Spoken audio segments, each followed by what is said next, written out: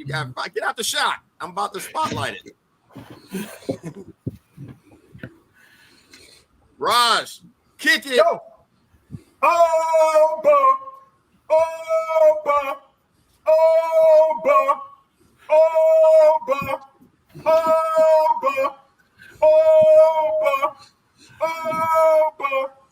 Over. Over.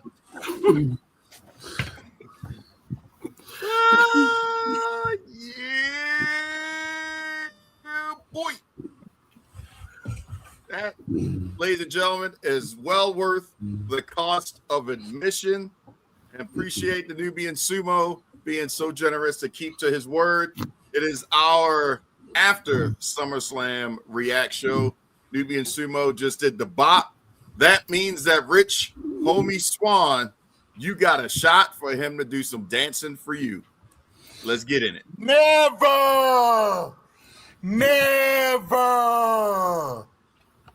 You're going to do it.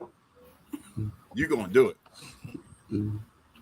KG, kick us off with the intro. All right. Let me pull this up in.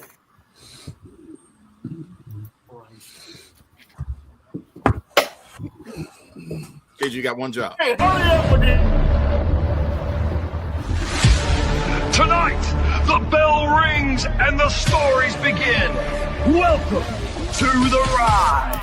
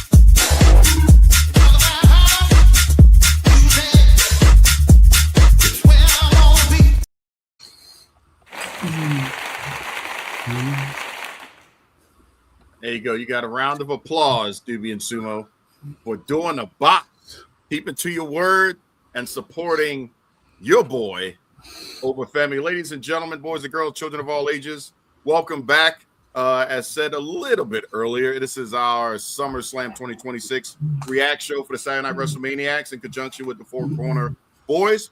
You got the People's Choice, Don Rodriguez, the big guy, KG, the Nubian Sumo, King Mel, Hollywood, Mike T. Full house, fellas. SummerSlam 2026 Night One Saturday is in the books. If you had to just to start it off where it is, give it an overall letter grade for Saturday in comparison with everything else we've seen since we've done two SummerSlams back to back. What's your thoughts? Sumo, you got to get the first seat in this question just because, you know, you bop extraordinaire. You did a good job too, by the way. Thanks, I guess. But yeah, it was pretty good. It was a pretty good start to the pay-per-view. You know, Night One. So it went off pretty well. I didn't get any bathroom breaks, so it was pretty good. So all around, a couple of things came up, and that one I wasn't expecting, one I kind of was, but yeah, nice way to start things off. All right. And shout out to our Opa Femi voice over there on your side of the street, Raj. Happy to have you participate and the Nubian Sumo epic walkthrough. So thank you for that. King Mel, what grade would you give SummerSlam Night 1? This was a solid show in this case. I was highly entertained with everything but one match, so I'll probably go with like maybe a B plus A minus, somewhere around there. Okay. KG, what's your thoughts? I gotta give it I gotta agree with King Mel. I gotta give it a B plus, man. It was actually pretty good. I didn't have any bathroom break matches. I felt really good about it, and I was actually excited for some odd reason. Don't know why. Okay, Hollywood. Hey man, listen. I think that I'm agree with Mel and I'm agree with KG. I think it was a B plus, A minus. I think Punk and Cody should have closed after seeing what Brock and Oba did. I think Punk and Cody should have closed. Agreed. I would have given it. Well, I give it a B. If they were planning on, well, they did it, but and planning and thought process. If you're gonna have the Hell in the Cell being the headliner, the main event, we should have a little bit more hell. Wasn't expecting it to be that short. Nobody bled. The most extreme thing we got was the exposing of the mat. I didn't get too much hell out of that. I got a hardcore match, but I didn't get the hell. So that's the only thing for me that was keeping it at a lower grade. But I think overall the pace and everything else was pretty solid. But that was an underwhelming Hell in a Cell. Hey man, listen, we not Tony Khan, man. We get you in and we get you out. We don't have no blood. We got a lot of sponsors. We getting that chicken over here. You know what I'm talking about? We getting that chicken over here in the WWE. Ain't you? Now I will say this: if Vince was running this joint, even with them 6 matches, it'll still be going on right now. Yeah, because there'd be more than 6 matches. I didn't realize how many commercials the old school pay-per-views used to have compared to this one. Yeah. True that. So KG, you ready to go through the list there? I am, and I expected it to be long because I'm looking. I'm like, yeah, we ain't going on to 10 o'clock, and then about 8:30, they was like, yeah, well, the main event is coming. I'm like, main event? What are we at the main event? It's too early to be at the main event. What are you talking about? Yeah, I was expecting at least one more match, but I ain't gonna lie to you. I think we all felt the same way. At one point, I thought I was like, yo, did I miss a match? I started looking around the house like, did I miss a match or something? That's what I felt when they announced CM Punk and Cody next. I was like, did Brock and hold on, let me look real quick. Oh, okay, Brock and Oba going, they going last. That's how I figured it out. That was like at 7:45. Yep. And truthfully, the arena told the tale. This SummerSlam ended, and it still got daggone daylight outside. Did y'all notice that? Yeah. yeah. So they're what, West Coast, right? No, that's Not- No, Midwest. they're only like what, an hour behind us? Yeah, they in Minnesota Minnesota. is? Yeah, Minnesota's not. Oh, that's right, yeah, because it's central, I guess, technically. Yeah. Okay. That's still, they should have planned for that better. I mean, that's not uncommon for SummerSlam. longer days. Yeah. But they did announce they it was going to be 4 hours though. Pay-per-view. Yeah. They did announce it was going to be 4 hours. I guess they included the pre-show at 5, so it was 4 hours. Yeah, in and out. But again, ESPN, it's a streaming platform. We should have no issues with being able to overrun, do something. You got to remember, it's TKO. They also got the UFC, so they don't want nothing to interfere with the UFC matches as well for their pay-per-views. Yeah, true that. Tell you, we getting that chicken over here, man. Well, it is what it is. KG, you ready? All right, let's go. Started off the night, which is crazy. I didn't agree with this match being in this position, but I'm a Liv Morgan fan. Liv Morgan versus Io Sky for the Women's World Championship. Liv Morgan winds up beating Io Sky. I don't think Well, I mean, I knew Liv was gonna win. I don't know about the two gentlemen that I host the show with. I don't know about them, but I knew Liv was gonna win. What you guys think about that as a whole? Start with you, Hollywood, and go to King Mill, Sumo, then Don. I ain't gonna hold you. After watching the match, I thought it. I felt like you before the match. I was like, oh, this is kicking it off. But once I saw the match, I was like, okay, this is a good position for this match. I think they did it. It was a great job for them too. I think they did a great job in that match. I, like you, knew that Liv was going to win. But we'll see. Trouble. That's my new favorite. That's one of my new favorite songs. I'm going to be singing that too. All right. Then we got a Liv Morgan fan on. Welcome, Coach Mark. Okay.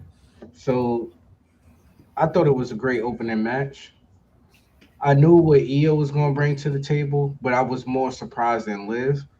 Coming from a person that's like been watching Liv her whole career, I felt like her attention to detail in every aspect of this match was very important and made the match feel special to me, if that makes sense. So, Liv, props to you.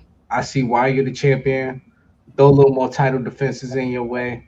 You did a great job going against Io, and congratulations. I agree and concur with that. She looked like the veteran at this moment that she is. And that's a big place for her to be because now she's walking in that Cody type atmosphere. I know Sumo may not like the screaming and all that stuff, and things that she's doing for her gimmick. But, now she's taken being the champion on her shoulder. And then all the new people that are coming up, the younger generation, now she can have those conversations. If she's not already, that takes some of what Natalya was doing. If you think about her transition, and how she's been coaching and helping out new talent. Now Liv is in that same spot. Now Roxanne is, sitting under the learning tree, getting ready for her, emergence. Whoever else they bring up from NXT, even some of Toxic Attraction, if they decide to separate them and, work things out, Liv is that person now. So it's awesome to see her finally emerge and just solidify herself as a true player in the women's division. Sumo, what you got? Going back to what you were saying, I got no problem with Liv's gimmick. I've always liked Liv's gimmick. You ain't like the screaming. No, I didn't have any problem. Did I ever say I had a problem with that? Yes. I don't recall saying that. It was a couple weeks ago. It was like it was annoying. I might have been talking about somebody else. I don't think I was talking about Liv. Uh-oh. No, we saw it not in Hollywood. He said, if we give it 2 weeks, he'd have forgot that he also, entered in an agreement. If we didn't call him on it on the beginning of the segment, he wouldn't have done the bop. I don't recall doing the bop, so See? I don't know what you're talking about. I'm sorry, that was the best part of the show. It is, man. That's the highlight. That's clip. But I think the match was a good start to the show. I mean, the only other match that it could have been had something that was going to be affecting the match afterwards. So I don't think that would have been conducive to being in the beginning of the show to have that happen. So yeah, it was a good match to have in the front, and they both did a good job. Liv, I agree with Mel. There should be more title defenses. I mean, she goes 100 days without defending the belt. That's something. That's I'm surprised KG hadn't said anything about that. But exactly. but he's a Liv mark, so I'm like, he ain't gonna say too much about her on that. But yeah, I think it was a good match, and it was nice. It was good placement, and they did a good job. I'm gonna tell you something. I got a category: Alexa Bliss, Liv Morgan, Margot Robbie, all in the same category. Really? You want all of them to play Harley Quinn? Is that it? If it fancies you, okay. If it fits, okay. If it fancies you, So, apparently KG has a type.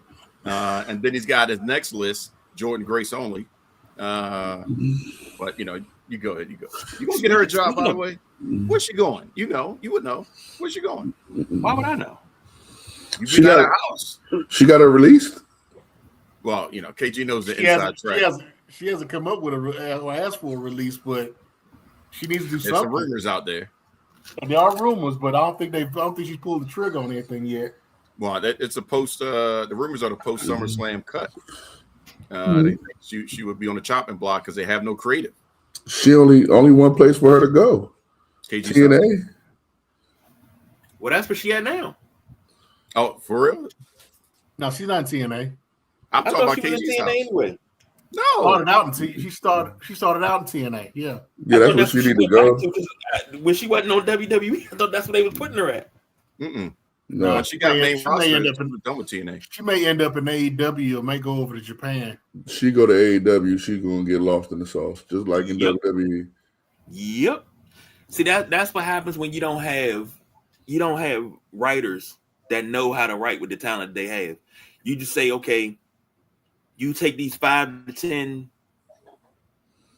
people and you just write everything for them, and then everybody that's not in that clique, you just we'll just make them back. Just go stand out by catering. We'll catch you on camera every once in a while. Because I don't understand. Everybody wanted to see it. Everybody wanted to see Jordan versus Jade. Everybody wanted to see Jordan versus Jade.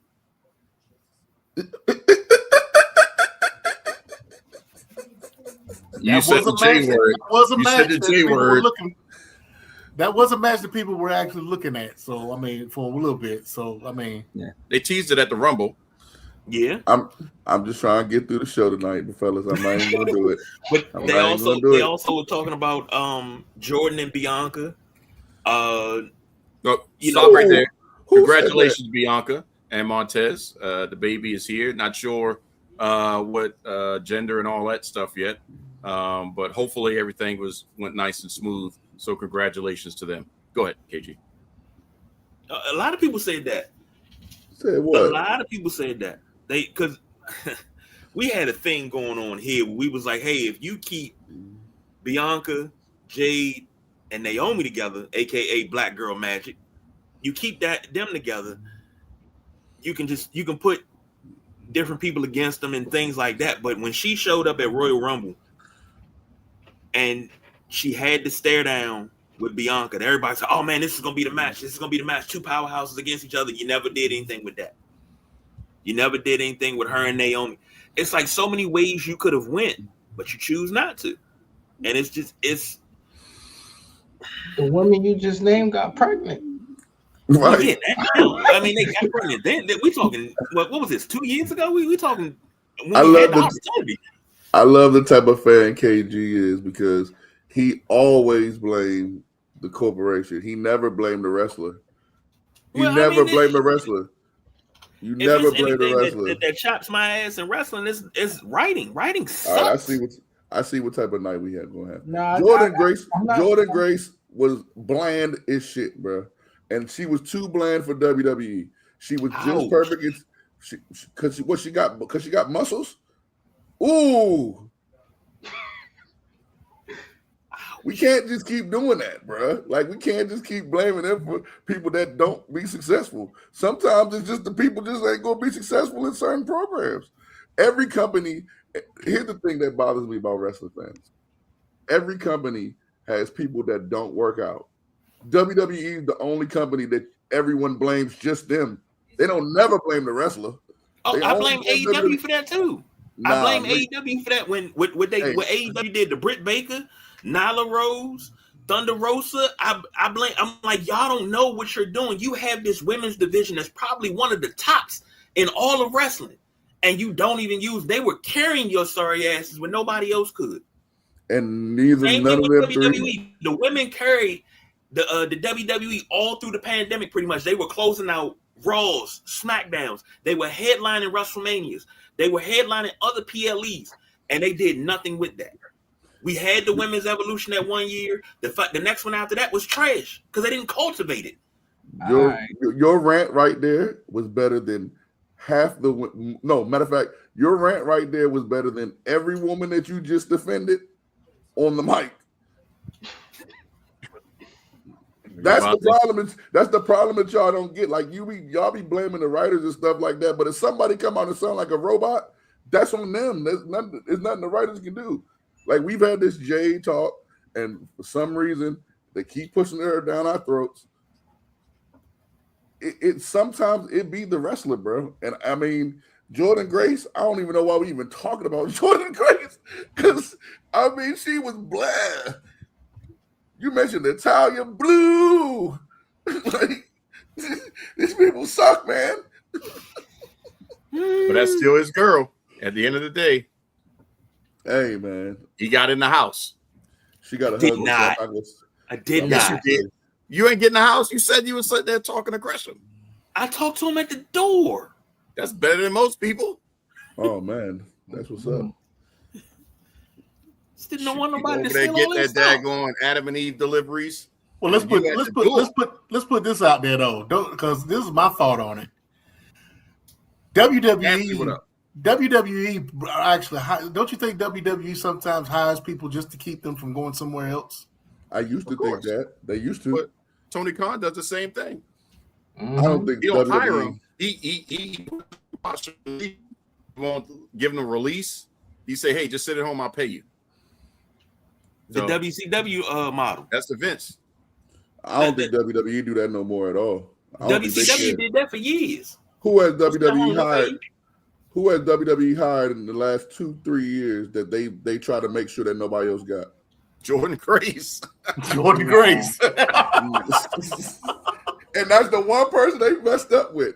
See what I mean? I mean, you know, they have done that, but you know, when she became free agent at TNA, now what they were doing in TNA with her was really good. She had great matches with Naomi. There was stuff that was happening, and they framed her really well. She was a champion in TNA for quite some time. That she could have been something, but WWE said, "Nope, we're gonna take this one. We're gonna snatch that one too." They snatched a couple other people just to make sure that they didn't go across or they didn't stay or whatever. Doing some back office stuff. How y'all be doing, man? Like, I just want to know because I just want to know what people did they snatch. Yeah, I'm trying because Jordan Grace wasn't a snatch. Jordan Grace, they had a partnership with TNA, so they saw her. Not at that point. Not at that point. Yes, they did. Yes, they did. Not at the level you're talking about now. It was at the beginning stages, but she came into the Royal Rumble. She fought in the Royal Rumble. Right after that, they had a partnership. So they saw that was the testing waters. That was the quid pro quo. Same thing with she Joe fought in Hendry. the Rumble 2 years in a row under TNA banner. They gave them a rub, and it was was it Billy Corgan at the time? I forgot who it was. Came out and said, "Hey, we're getting nothing." While he was getting a bunch of scrutiny, nothing out of this WWE deal. Nothing.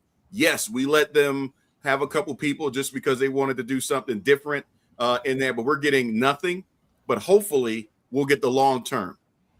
So they just TNA go look it up.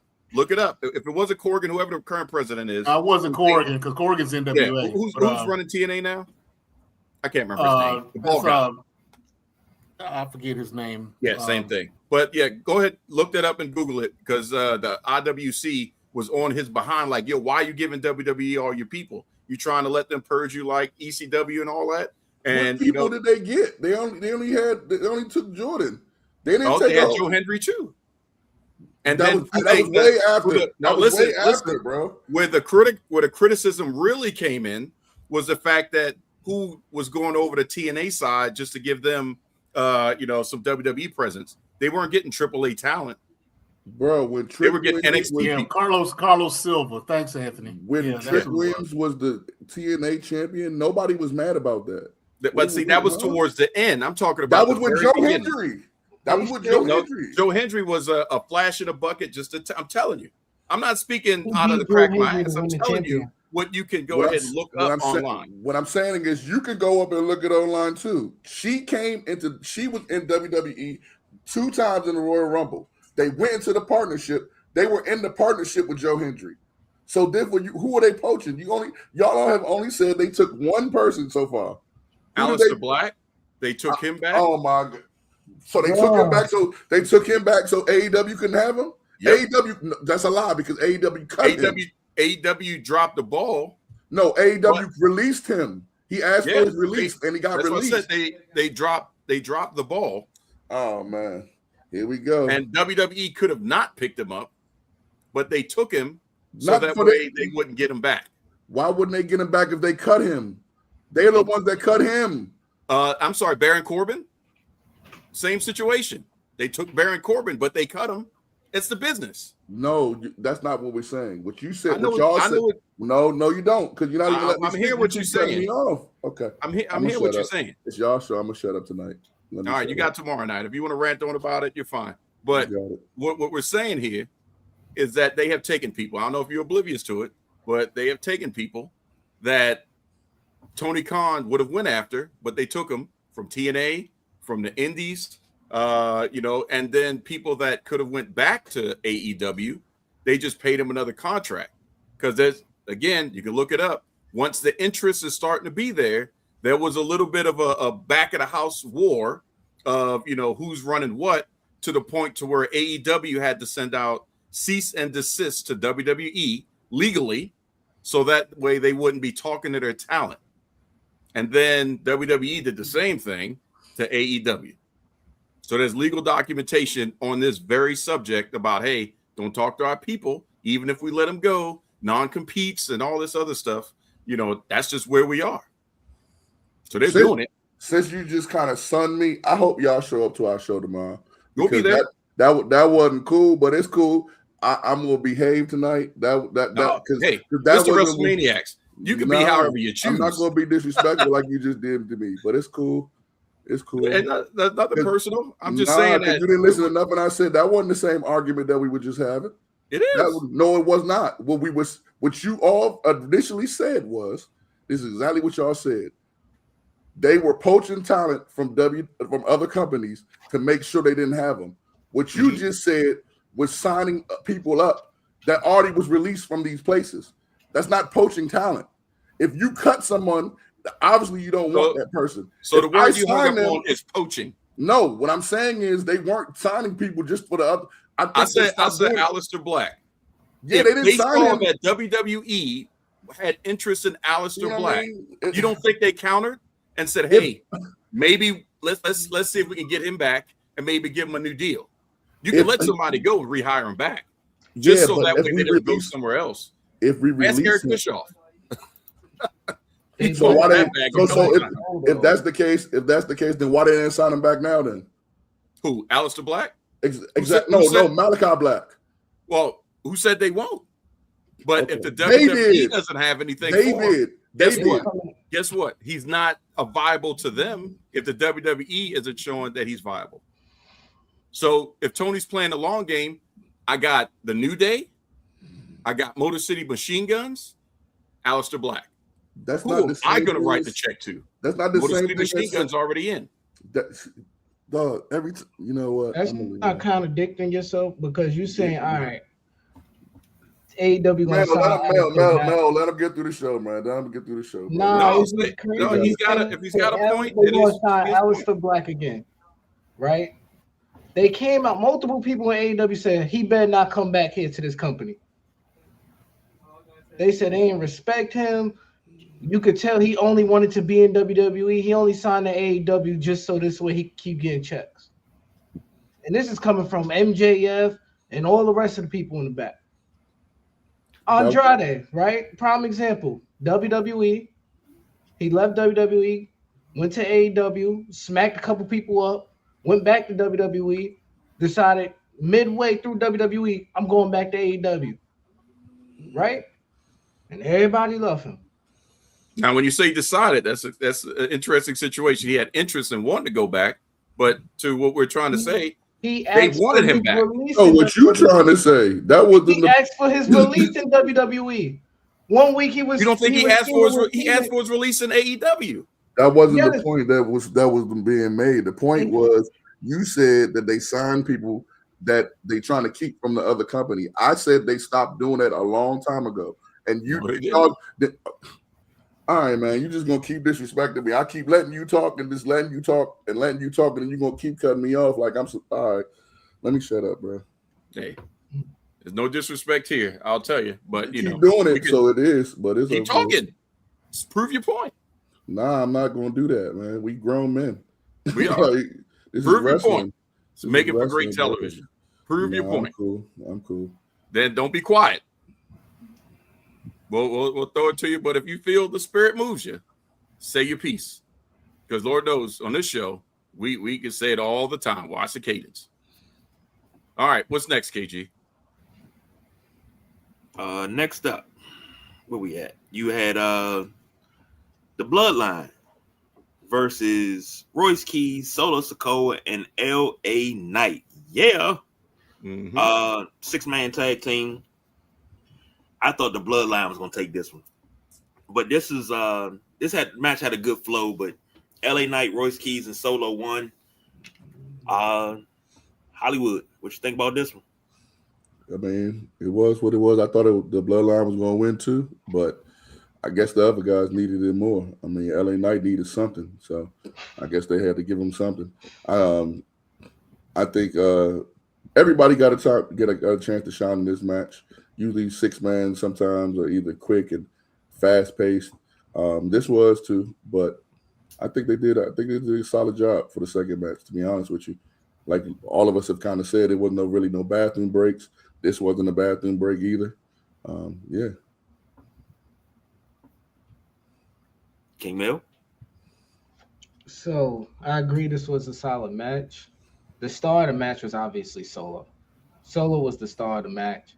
He did the running back for the Jey Uso. He was making fun of Jacob Fatu. Like, he was legit the star. Every time I see Solo, he remind me of the little brother from Sister Sister. Like the twins, their little brother in real life. That's what he remind me of, especially when he's standing next to the Usos. So, but other than that, the only thing I was confused about was you got the Bloodline in all black, and then you got the people that ain't Bloodline wearing red. I felt like their outfit should have been reversed. But that's just me. Sumo?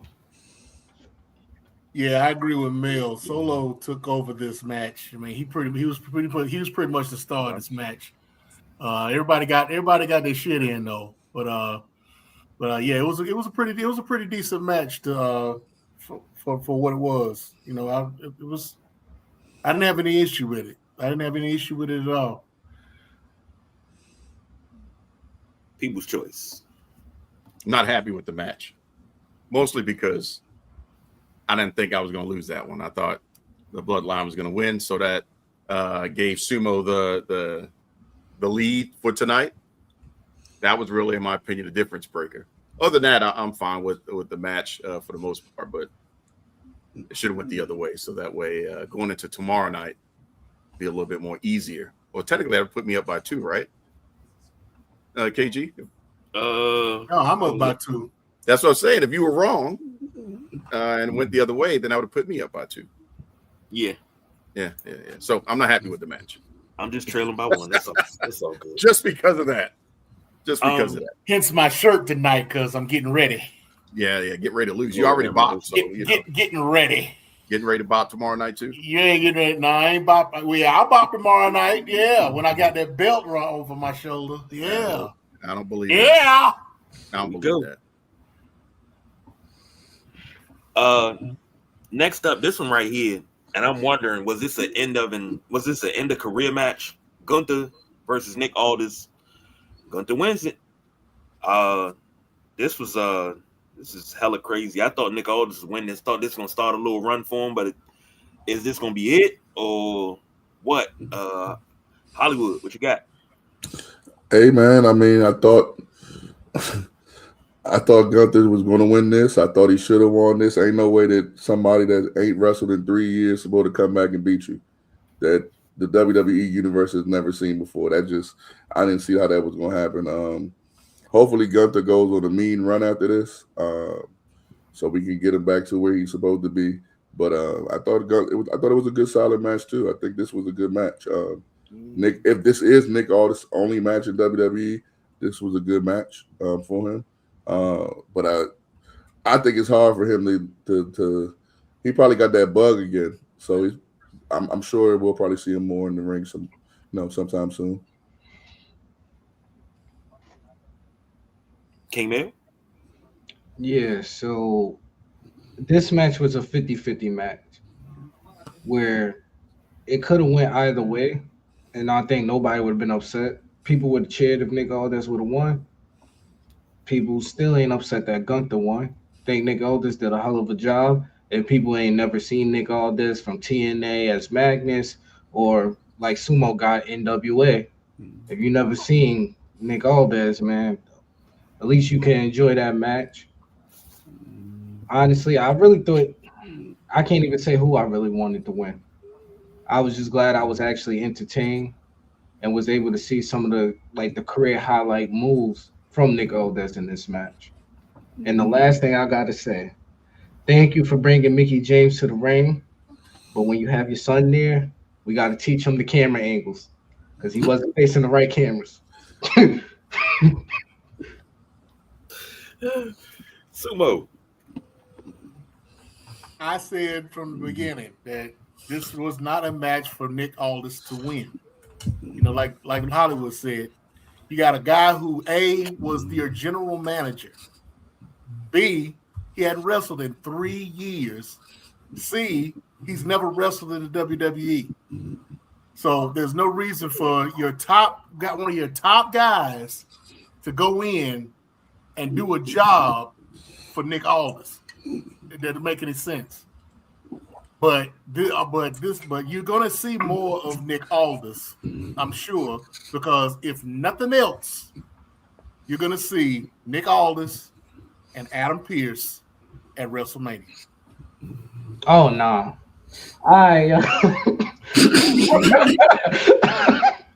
I'm not too sold on the Adam Pearce part. As far as Nick Aldis, I do believe he's gonna get to WrestleMania. I think he's gonna have another match. Probably an entry in the Royal Rumble at number 17. But Adam Pearce in the match? All right, y'all. I mean, look, he's got the same pedigree. He's got the same pedigree as Nick Aldis. But he's way older though. He is way older, but see, way older. Adam Pearce only needs that one match though. He already had a match in the WWE. He good. Uh-huh. He had a match already in the WWE. He won. Adam Pearce? Yes, during COVID. During pandemic time, he had an opportunity. He won a match. Then he had an opportunity to face Roman Reigns, and he gave the opportunity to KO. We good. He good.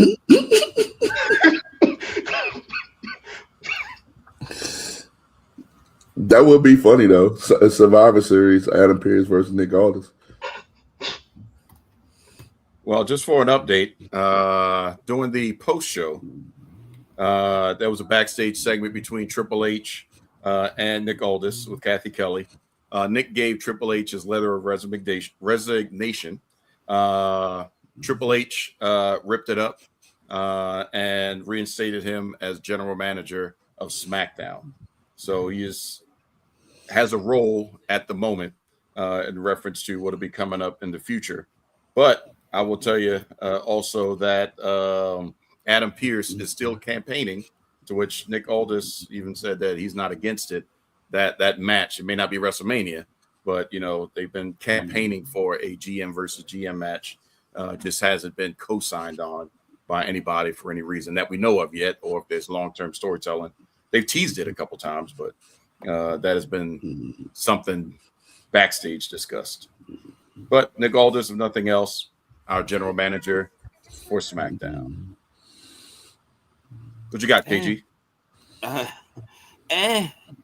This right here was this next match was good, but it was even better what happened at the end.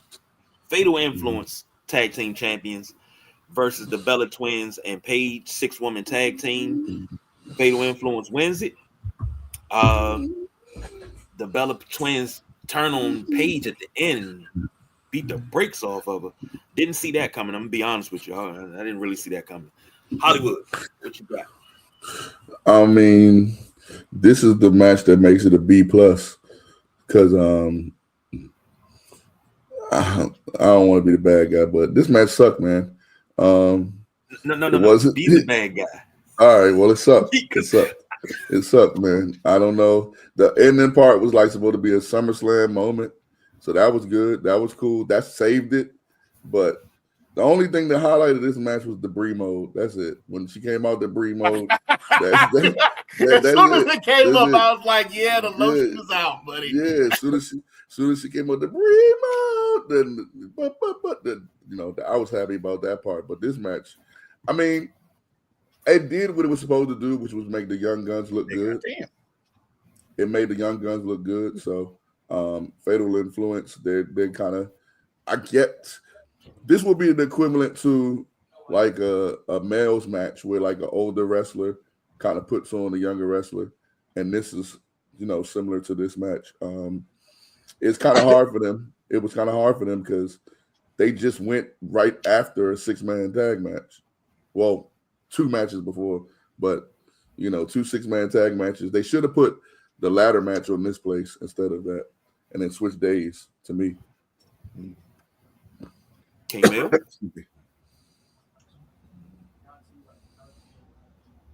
Yeah, this match wasn't it. After the curtains and they walk down in the outfits and they trying to, the match ain't really in when you got the announcers trying to explain the outfits.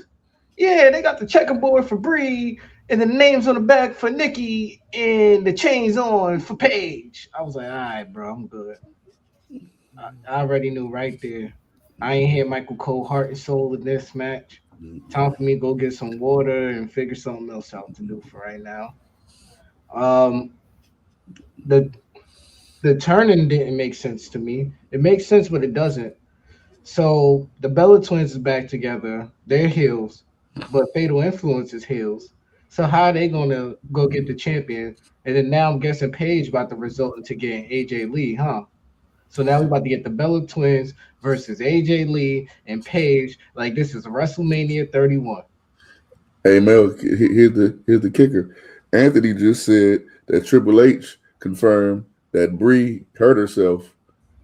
So now she really did it for nothing. And now she gonna need a teammate, and she ain't got one. Unless they do it as a singles. No one wants to see Paige nowhere near. I seen that in AEW.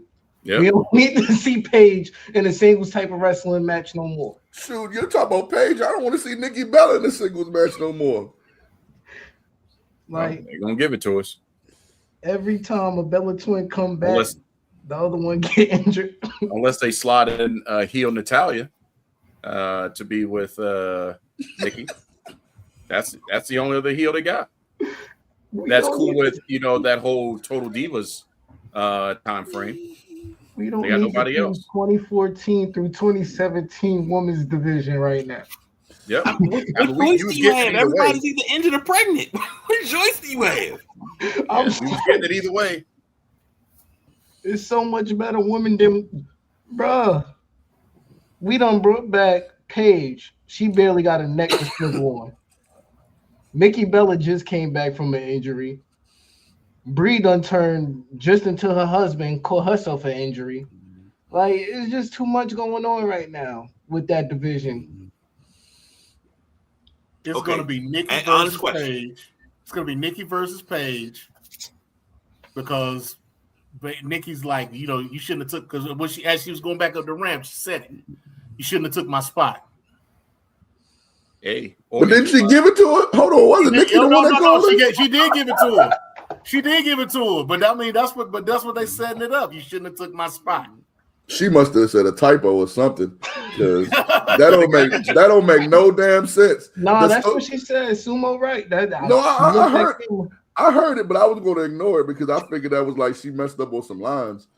Because I remember the story being that Nikki was the one that called her. Mm-hmm. Let me ask you guys this, and I'm being 100% honest. I'm not being funny. I'm being honest. With Rhea being hurt, Bianca just had a baby. You don't know what you're gonna do with Bayley.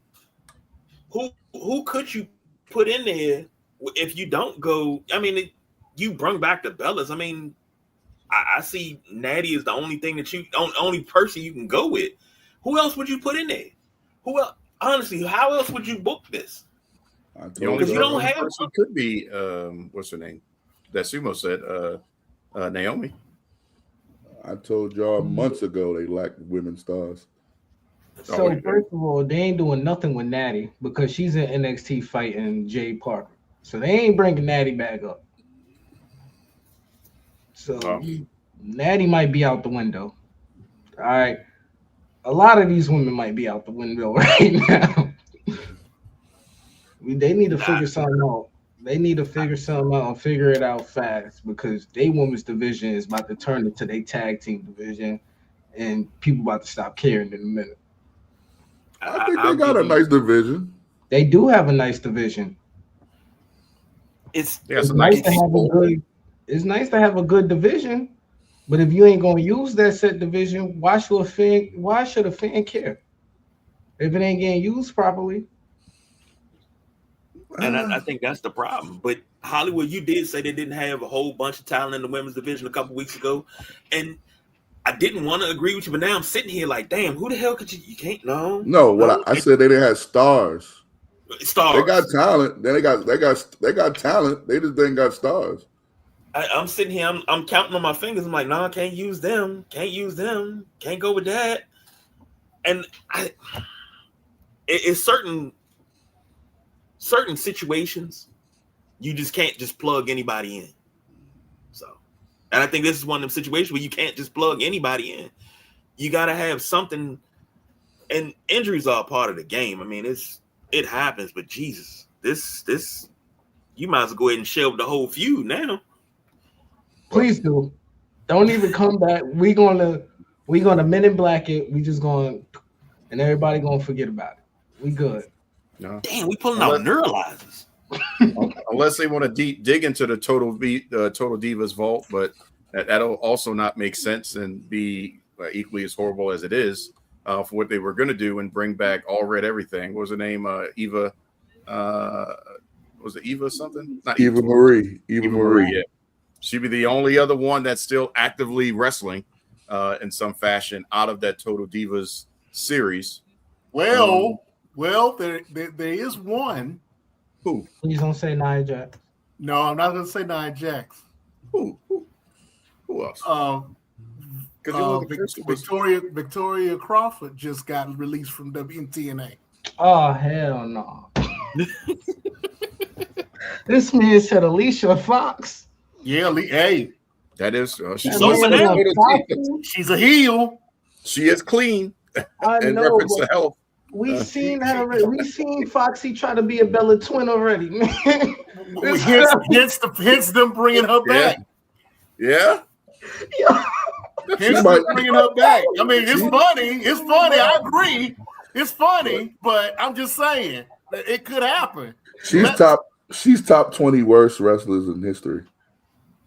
Bro, I'm tired of living 2015 wrestling. I mean, if nothing else, she comes back and jumps Chelsea Green for her hats to get her hats back. Ain't that the truth? Total robbery on that one. Yo. Please. But again, if they keeping that Total Divas alive, that would be it. Someone was saying that I need clarification. What's wrong with Nia Jax, man? I mean, Nia Jax wasn't on Total Divas? Yes, she was. Yes, she was. Wait. Yes, she was. Did I miss a recurring character? She wasn't like a main few seasons before the end of the show. Yeah, she was a part of the show. Yeah, she was on there. No, oh, believe me, she was on there. But I missed her parts then. There's nothing wrong with Nia Jax. I feel like Nia Jax is too much big of a star to be in this mediocre. Yeah. Because this is mediocre. Now that right there, I can agree with. God. And Michelle McCool would be, in my opinion, the all right, bro. We ain't going to no Michelle McCool. Anthony, I'm sorry. You're not enough for me. We ain't gonna do no Michelle. Hey, bring Layla back too while you're doing it. You know? Nah, Layla's done. Just bring Michelle back so we can hear that. Michelle got the funkiest music in the history of music, interest music. That's the only reason why I want to hear it. I just want to hear her music. Now, the only person need to come back is JoJo. She not out to wrestle, but please come back, JoJo. No, y'all bring Michelle McCool back, then I got to see. Did you see her at WrestleCon? No, I know she was on there, but I didn't see You her. see her the picture of her at WrestleCon with no line. She just sitting there like. Are you serious? That's Yeah, how they did JoJo? Yeah, she said they took a picture of her with her head in her hands at an empty table. Oh no, that's disrespectful. Just waiting for somebody to come up to the table for her. That's disrespectful. Shoot, I should have went to WrestleCon then.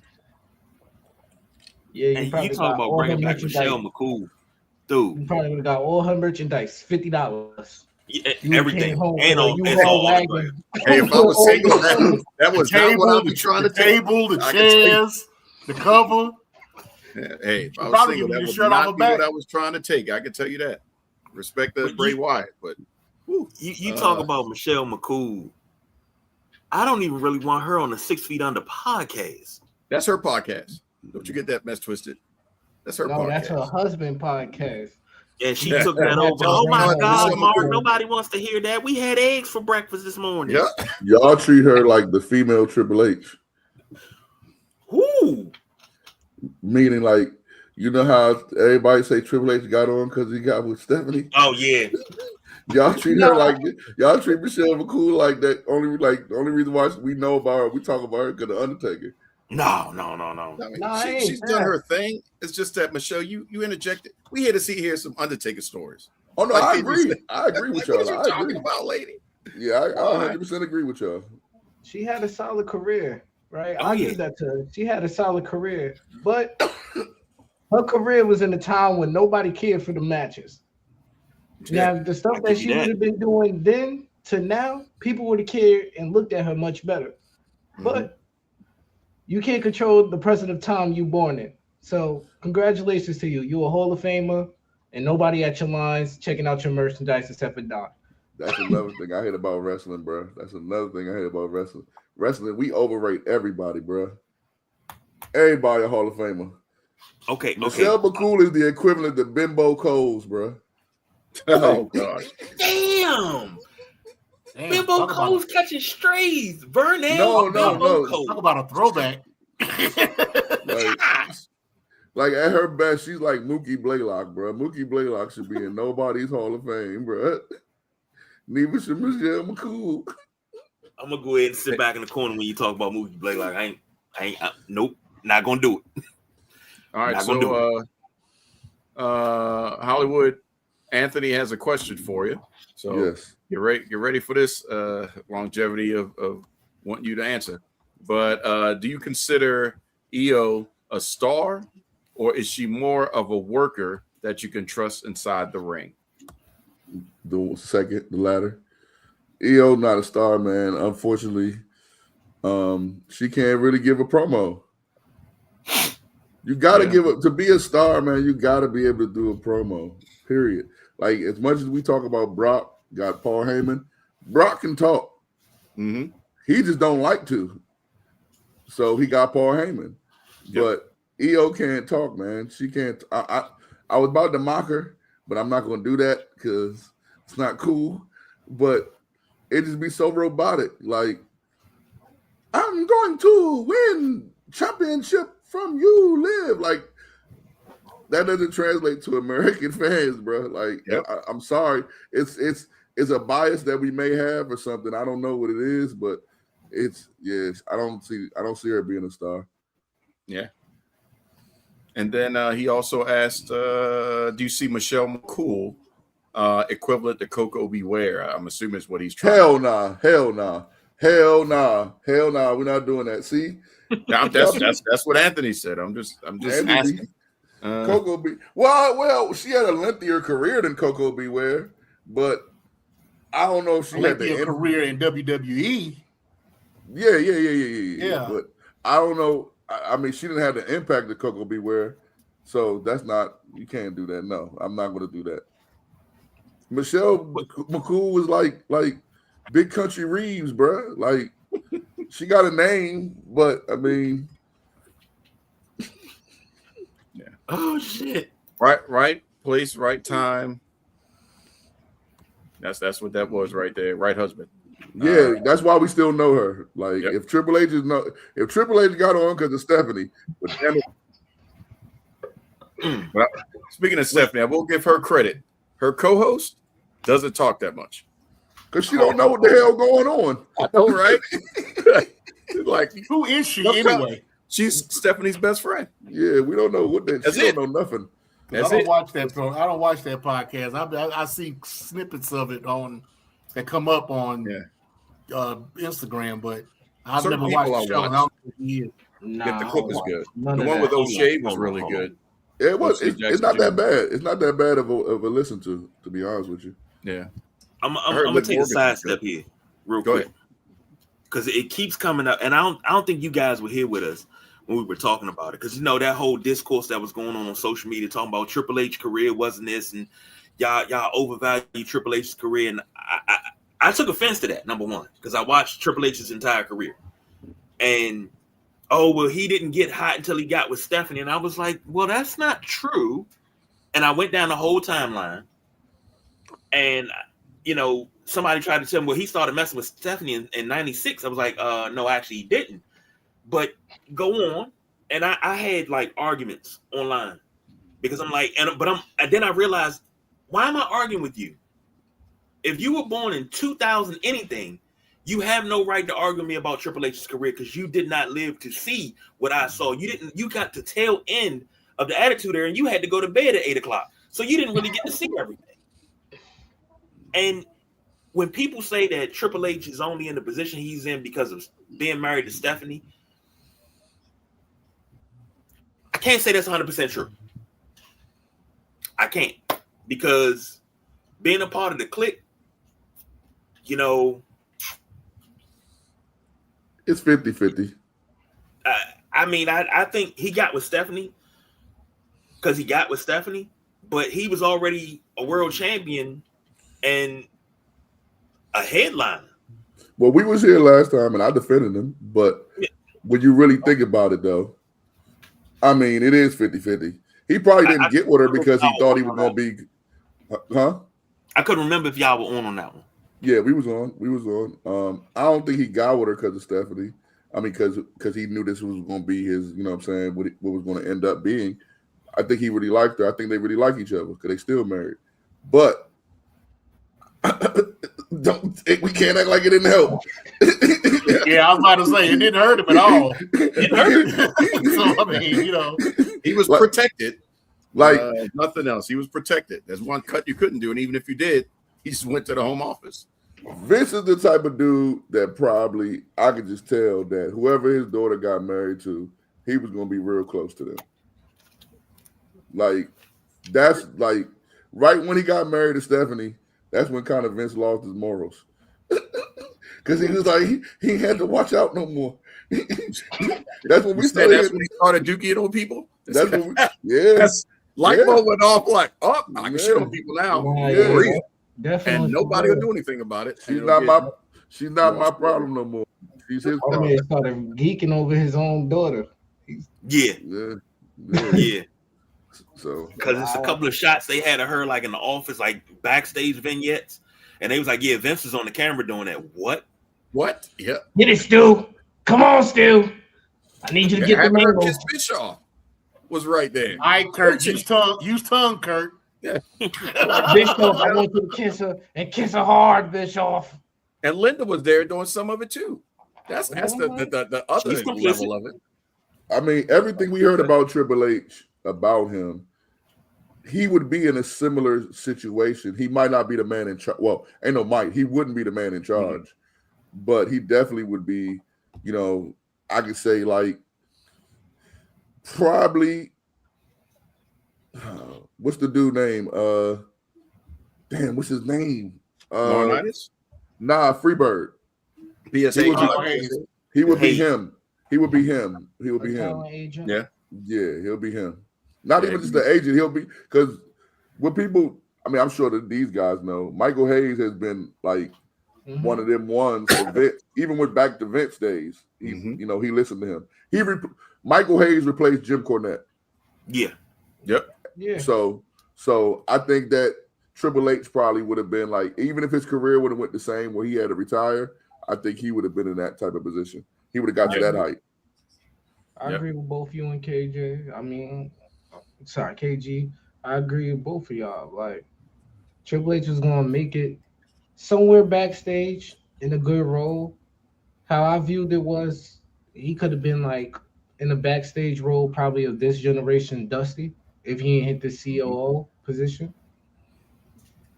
That's how I viewed it because we seen what he did with NXT. Yeah. Mm-hmm. So we seen what he did with NXT. We seen how much love, care, and if you actually, I don't listen to podcasts that too many of wrestling, so this way, like my opinions don't merge and sound like them. But if I watch a documentary, I was listening to people like speak how this man would jump in the ring when the wrestlers that he was training wasn't doing it right and sweat out his whole suit.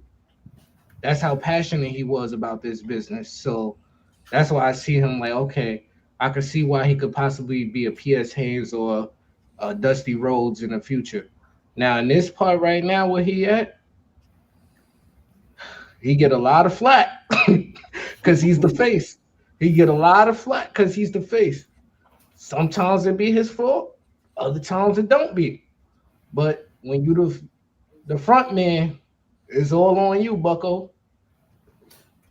It's crazy you say that about NXT because when Dusty passed, he took that idea that Dusty had and he cultivated it into what it was. And I say this all the time and I stand by it.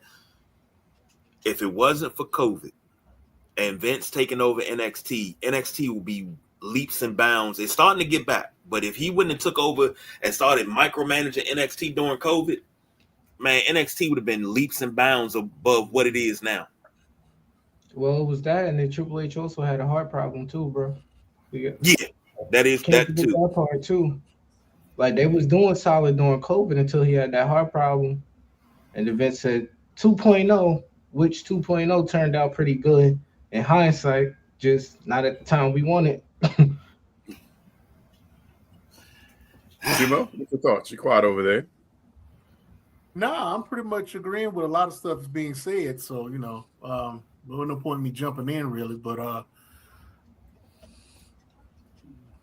Triple H has been effective in a lot of things, but there have been a lot of things that have happened that have either he's taken the L for or they've placed it upon him that he made it his fault. Like they said, like you said, you when you're the face, heavy is the head that wears the crown, right? So sometimes you got to take the L, regardless of whether you missed the shot or not. So it is what it is. You take the good with the bad.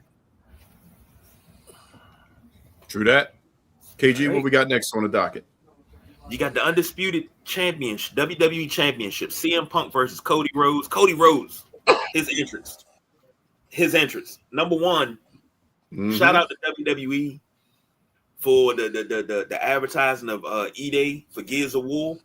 As a big Gears of War fan, seeing that symbol in the middle of the ring, and then seeing the chainsaw lancer and everything around the stage, I was geeked up about that. So that made this a lot better of a PLE for me.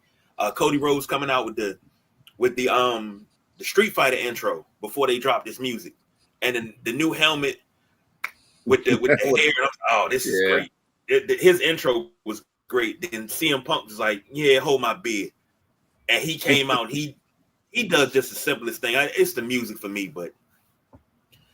Great entrance, but CM Punk keeps the title, beats Cody Rhodes. Hollywood T, what you got? I think this match should have closed. Period. I knew this match was going to be really good to me, but this should have been a WrestleMania match. I'm sorry. I think they should have prolonged this to WrestleMania.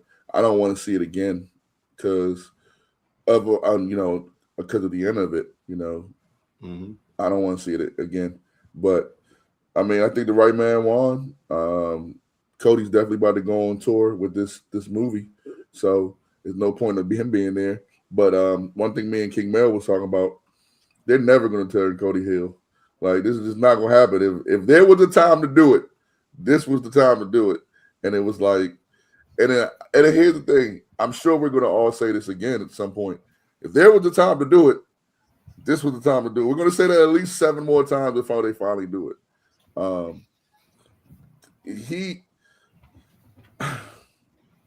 Cody's burnt out, man. We need to decompress from Cody. Mm-hmm. Like, I've said this on this show, I've said it on our show. In 2026, it's really, really hard to be a babyface. Especially, it's bigger than wrestling. Like, people don't really like the good guy, period, in this world. Like, you could be, like, for example, LeBron James. From what we know of the man, what is there to hate on? Regardless of what you think about his place against Jordan, we're talking about the man, just the man. Forget, you would think that we support him. Hell nah. You know what I'm saying? Colin Kaepernick took a knee for us, and now people and Jay-Z dissing him. Like, the man ain't said a word in how many years? And Jay-Z Jay-Z's getting on the what you call it. And in 2 days after Jay-Z does that, we found out Colin Kaepernick's still doing what he was saying he was doing. He paid for people autopsies. So to be a baby face, to be a good guy in wrestling is very extremely hard. And Cody has tried his best. And I think KG, you might have said it. I think Sumo might have said it. I think Don, you probably said it too. Cody is best when he's chasing. Mm-hmm. But there's nothing to chase at this point because we done seen you be the champion multiple times now. So it's not like you're chasing it anymore. You're just automatically placed there. Yep. So we got to see you go through something, like literally just go away for a little bit. When you come back, maybe lose your first match when you lose it. But if you fight for the championship at WrestleMania, bro, you're really going to damage you're going to damage your stock. Cody needs to be in a basic match at WrestleMania. I don't mean basic as far as like the match got to be like basic as far as, you know, what they do in the ring. I mean, like, it doesn't need to be a main feud going into WrestleMania. He needs to be third or fourth on the card. Yep. Exactly. If he opens up the show, it's too much. And we damn sure don't want to see him in the main event again. Especially at 4 o'clock in the morning. King Mill?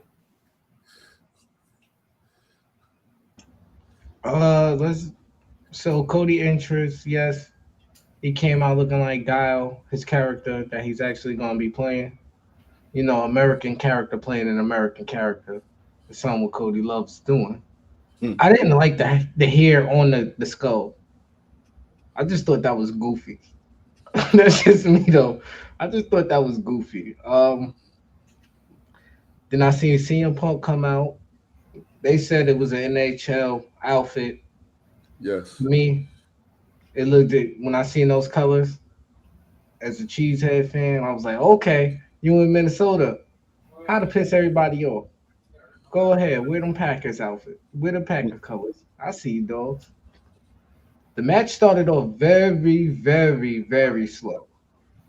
Like, and then at some point it picked up the pace, and once it picked up that pace, it was no looking back. Everything was just great, all the way up to the finish. I did not expect Randy Orton to come back and deliver an RKO to Cody. I did not expect CM Punk to win the match, honestly.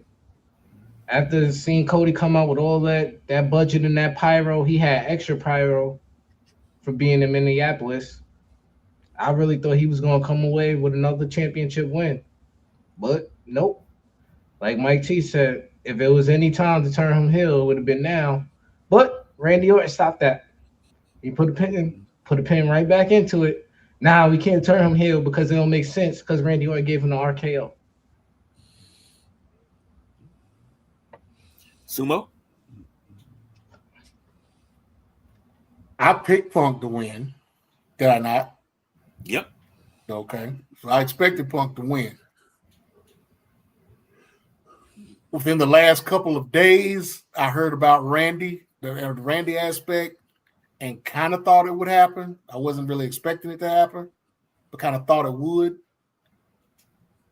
The only thing I would have changed in the match, which probably in hindsight would have probably been overkill, but when after Randy came out and did the RKO on Cody, I would have looked for Kevin Owens to come out and do something to CM Punk.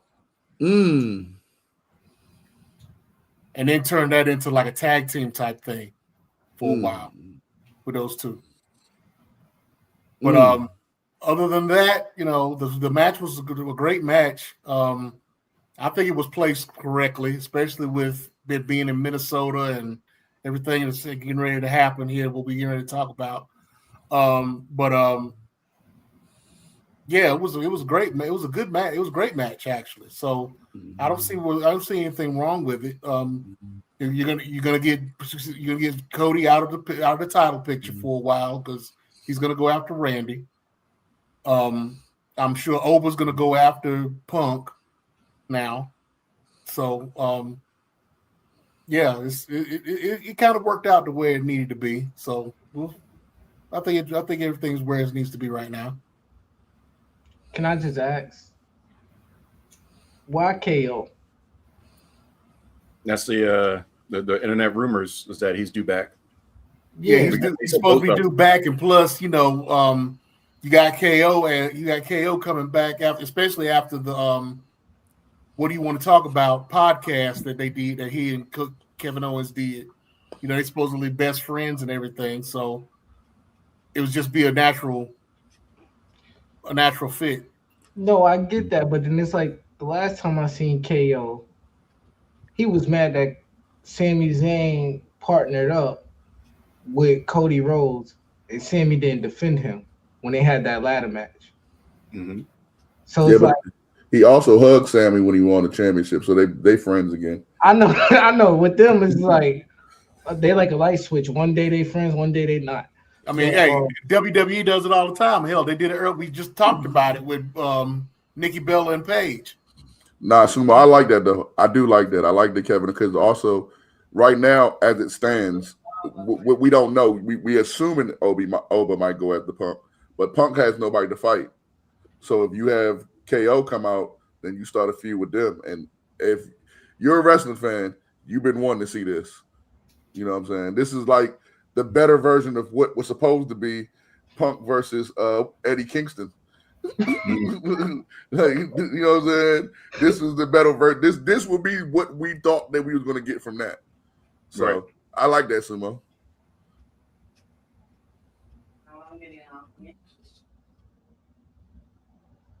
Sounds good. KG, what's your thoughts on it?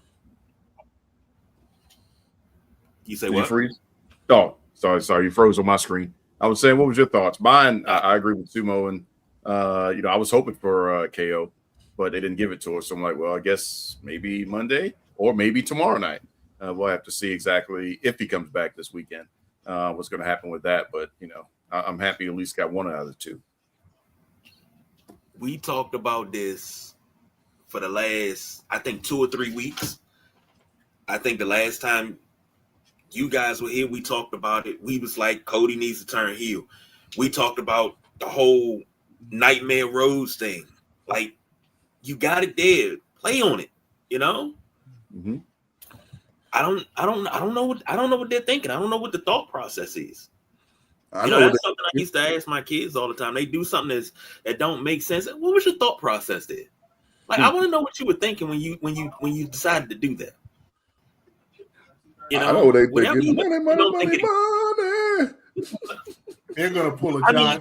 When it comes to Cody Rhodes, they're gonna pull a John Cena. Yeah, they're gonna wait. They're gonna wait it out. They're gonna wait it out. It's gonna come to the end of his. It's gonna come to the last year and a half of his career, and they're gonna turn him heel. And when he turns, he's gonna be Homelander. Good. He's gonna be the worst heel. He's gonna be God ever. I mean, he's gonna be like they're gonna make him like Hitler. They're gonna make him like they're gonna be like he's gonna be the 180 opposite of anything he's ever been. I mean, he's gonna be worse than he was in the Indies. I agree. He could change his hair black and everything. I agree. He tried that before. I mean, but that's what he did in the Indies before he went to AEW. Remember, he did that when he was sitting with the Wolves and everything. That's exactly what he did. That's what he needs to go back to. I don't know if I don't know if he needs to go back to that character because the Bullet Club helped him a lot on that one too. Okay. You know, so I can't say that. But I do think if he does turn heel, I think it's either going to be what Sumo just said, or I think it's going to be he's going to start a faction. Yeah. Please do. That's the way that's the way they should do it. I know why they're not doing it though. Why? Because money. He's the only pure baby face they have. Punk is not a pure baby face. Roman's not a pure baby face. Seth is not a pure baby face. They don't have any pure baby faces. They only got one, and it's him. Yeah, they got a lot of tweeners, but they don't have a pure vanilla baby face. Because you got to remember, Dash and Cody Rhodes and all that shit that he was before he left, none of that exists. Nah. Talk about neuralizing moment. Yeah, that's a neuralizing moment. Yeah, none of that exists. So the fact that doesn't exist, we can't talk about those times when he was a heel because before he left, he was a heel. Can we just take away the American Nightmare from him? No. Can we? Because like nobody's scared of this man at this point. I done seen the man get whooped in the ring. I done seen like it's nobody in the back that's scared of Cody Rhodes. We don't see him show up multiple times to the ring with black eyes and all types of stuff. Everybody make jokes about him.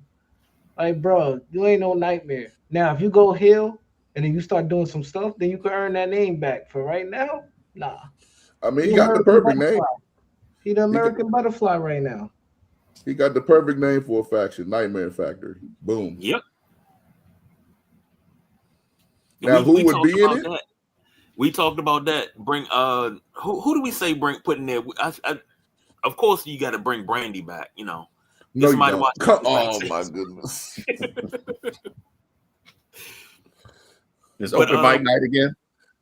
Well, I mean, what, she was. What is Brandy gonna do? What Brandy gonna do besides call herself a B? What right. She could pick up where Vicky left off. Vicky Guerrero. You realize that Brandy had a whole cooking show before she came back from the WWE, right? This is how you know they don't believe nothing in her. Michelle McCool is on her husband's show. Brandy don't got nothing. She just at home being a mom, and I don't think that's by choice. I don't. Well, her choice. She got a store. I need to visit that. She's got a yoga wellness shop. Hell no. Brandy won't be on. If it was up to Brandy, Brandy ass would be right on TV. They know that they know better. That is one we got to give them some credit. Sometimes they do miss, but they is like hell nah. We don't need to bring her. We seen enough. We tried to make her a ring announcer. That didn't work. She went over there and tried to wrestle and talk. Nah, we good. We'll see. Midnight Rider said, I mean, you know what I do. Midnight Rider said him and Cody versus Midnight Rider, the DC Armory Bunkhouse Stampede match. I pay to see that. What you know about the DC Armory Midnight Rider? What you know about that? And he said, by the way, who's the pick champ and who has the belt? As of right now, and I'm the champ. Has the belt. He's the champion. But that could be goddamn triple threat ruined it. Well, potentially could have ruined it. We'll see about tomorrow night. Sumo smiling at the moment. I heard that Sumo. You said vanilla baby face. What you mean? No. Well, Kevin Nash used to call folks white meat baby face, vanilla midgets. Yeah. So yeah, like a plain Jane, run of the mill baby face, and that's what Cody is. I mean, there's nothing. He is right now the definition of a baby face. Yep. So you look up baby face in the dictionary, his face is right there. He is the last baby face ever in wrestling. But let me ask this. Well, they got to make another. You can't say ever. They got to make another one. Nah, I think we passed that. I think the country's past that, bro. I think the country's so divided right now, bro. Don't nobody believe nobody. Do they have somebody in NXT? I haven't watched NXT in a while. I'll admit that. But there's nobody in NXT. They flip too much in NXT. Yeah. I mean, Joe Hendry. Hendry. He's not in NXT, but Joe Hendry would probably be the only other one. Has he ever been? Yeah. But they're gonna flip him heels at some point. Well, actually, and I'm waiting for it too. Me too. If you've never seen Joe Hendry as a heel, me too. Oh my goodness, I'm sorry. Great as a heel. I'm sorry. I take that back. You're right, Don, because they do have another one. Danhausen. Yep. Yep. I was about to say. Yep. God damn, he's like the saving grace right there. But they're going to turn him heel too. You see the truck they gave him? That is ridiculous. An ice cream truck. CM Punk never got an ice cream truck like that. Danhausen's going to turn soon. Yeah. No, this human money going to pole match. Don't have any more baby faces. You think it'll be like the Austin thing where just everybody you'll have your heels, but then you'll have your anti-hero. Nah, you just gonna have people playing wrestlers. Where it's like everybody just middle of the road. It's either you're gonna be a heel or you're just gonna be a guy. LA Knight is just a guy. Yeah. Because much as he tried to play face, he could go either way. Like even Solo. Yeah, but see perfect example. Yep. Perfect example. That shit. And Solo, they've chant his name. Let him do a run it back. Like, what the hell is happening? This is Solo. You know this, right? Like, wow. Okay. And they gave him Jay's music. Yep. So, like, okay, well, that's how we feel. Solo is great, man. He'll be turning on somebody next week. He's great for TV, man. Yeah, he is. Yeah, he is. But I don't want him to get diminished, though, because remember, he was Jacob. Before we had Jacob, he was the enforcer. Yeah. And then now he's playing him like he's not strong. He can't beat Jacob. He needs to be scared. I'm like, hello. He was Roman's right-hand man. He was the heater. Nah, once he stopped being Jacob and became into this character of his own, that's when he shined the best. And that's what saved him. Yep, because you seen multiple layers. He had multiple layers. He got a serious. He could be funny. He could do all these type of stuff. He could move in the ring. He could tell the jokes in the ring. He can always build a reaction with the fans. Which is more than the Usos can do. So that's also a feather in his cap. He's the best out of the brothers. I don't know if he's the best one. Jimmy don't get the opportunities. He don't get the opportunities. Jimmy good, man, but I don't know. I ain't never seen Jimmy win a champion on his own. Cause stuff be happening. Who fool is that, man? I heard on the dirt sheet, Midnight Rider turns on Wrestlemaniacs and teams with Hollywood for the Wrestlemaniacs podcast tag team. Well, shoot, I'm happy we got some tag team champs. Let's start there, and then we can move it forward for sure. I'll take some tag belts. Last but not least, your main event: Brock Lesnar versus Obafemi in a hardcore match. Obafemi beat Brock in Minnesota. I'm gonna say this because I'm being honest. This shouldn't have closed it out. This really shouldn't have closed it out. But I'll leave it there until it cycles back around. Hollywood, what you got? I agree with you. I don't think it should have closed just off the way the match was. To Don's point, it was like a hardcore match. So I think that because it was like a hardcore match, it should have went before the Punk match. Now, if there would have been some blood in it, like, I'm not mad. It was no blood. But if it was some blood into it, then it would have made it a main event match. This might be very controversial, and I was going to save it for our show, but whatever. I think they rushing Oba. I changed my mind, man.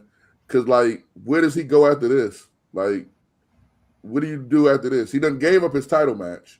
Yep. So he got to wait a whole nother time to go be the champion because Sammy's about to fight Finn tomorrow at SummerSlam. So that's going to be the number one contender. So he's not going to overstep either one of them. And then after Rollins and and Seth. I mean, Seth and Roman.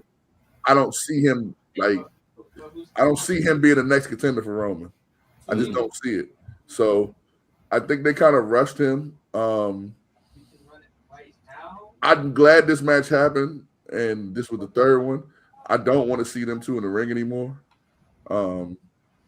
Like it's just not an attractive match to watch. Don't get it twisted. This was a good match, but it's not attractive to watch these two in the ring. I mean, it's like, bro, all we know is they're gonna do power moves, and I'm not against that, but we haven't seen that in wrestling in such a long time that it's kind of like foreign to see. Mm-hmm. So they got to bring somebody in to if they want him to be the next Brock, then they have to get people that can seem like they can beat him, if that makes any sense. When Brock's come up, he beat Hogan, he beat Rock, he beat all these list of people. Oba doesn't have that right now. Mm-mm. Unfortunately, he's beating Dominic Mysterio. Like, ooh, you know what I'm saying? That's true. The biggest name, he just beat the biggest name that he can beat, because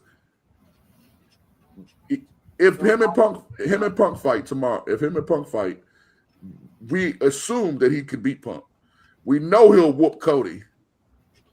We've already seen him kind of beat Seth in a match before. Yep. We already know that Roman is the last one. Roman is the last one, and I just hope they don't go too fast and make it so, you know, they do it before any time close to WrestleMania. Yeah, he needs and I know y'all may laugh at it, but he needs a giant, and the only giant they got is Omos. If they bring him out of AAA, but he's paying dividends down in AAA right now, so I doubt that would happen. But you know, everybody else, like you said, Hollywood is landlocked into a storyline. So you know, if he beats everybody else, you know, then he's done. How do you stretch him to WrestleMania and beyond?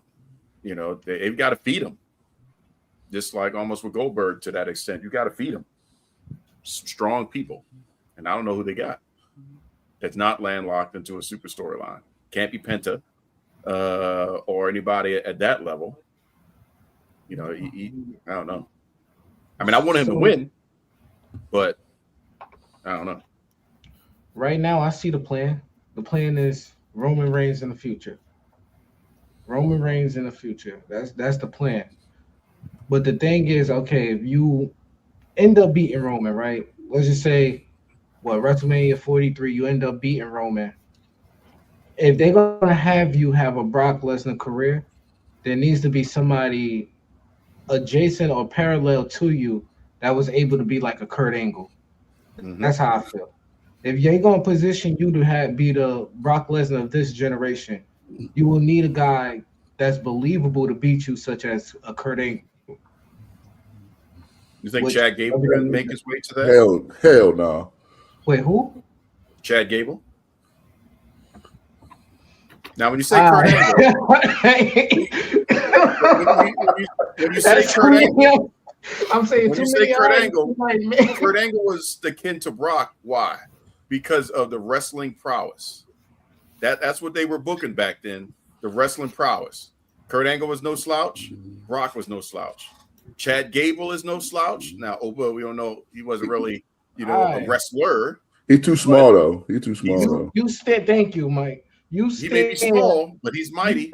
Brock and Kurt Angle next to each other, it seemed believable. One's Olympic gold medalist. One is an NCAA champion. That's believable to me. I put a track and field person next to a wrestler, and that wrestler's like 5'9". Wasn't he Olympian? Didn't he compete in the Olympics, didn't he? He ain't no gold medalist. Correct me if I'm wrong. Wasn't he in the Olympics? Yeah, but in the lightweight division. So Oba didn't make it in shot put. Oba was doing track and field, bro. He was doing track and field. Yeah, they got Olympics for the track and field, but Oba didn't make that. Chad still has him up on that one. I'm not gonna put no guy that's shorter than me in real life next to a person that's damn Yeah, near you can't. 6'4", 6'5", bro. You say Especially that not now, now. but how's And then Rey I Mysterio gotta. one of the greatest luchadors of all time? And he's short Nah, in you everybody. want me to do that? Diminishes everything about Obafemi. Yeah, it would kill Open for me if he fought. That would Chad Gable. diminish everything. You talking about Omos and AAA? From a giant Obafemi gonna be standpoint, that's the working. only giant they got.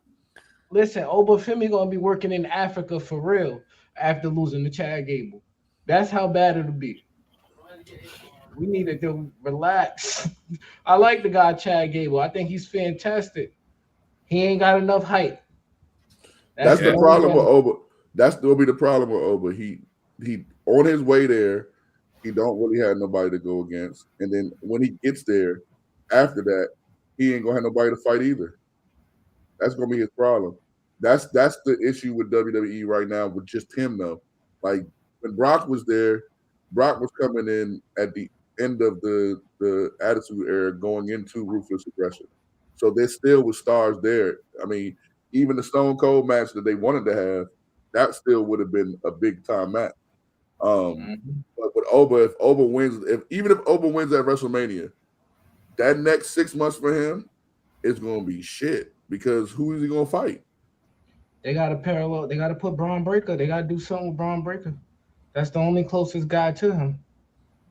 I think that ship didn't sell too.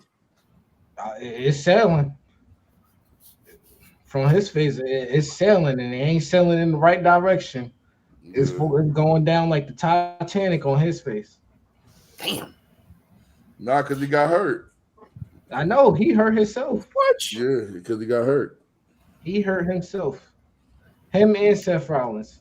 Somebody get the Midnight Rider. I'm hoping you know, meant right? to say Obama. Oba. Oba. And not Obama. Oba. I hope he means Oba and not Obama. Like what?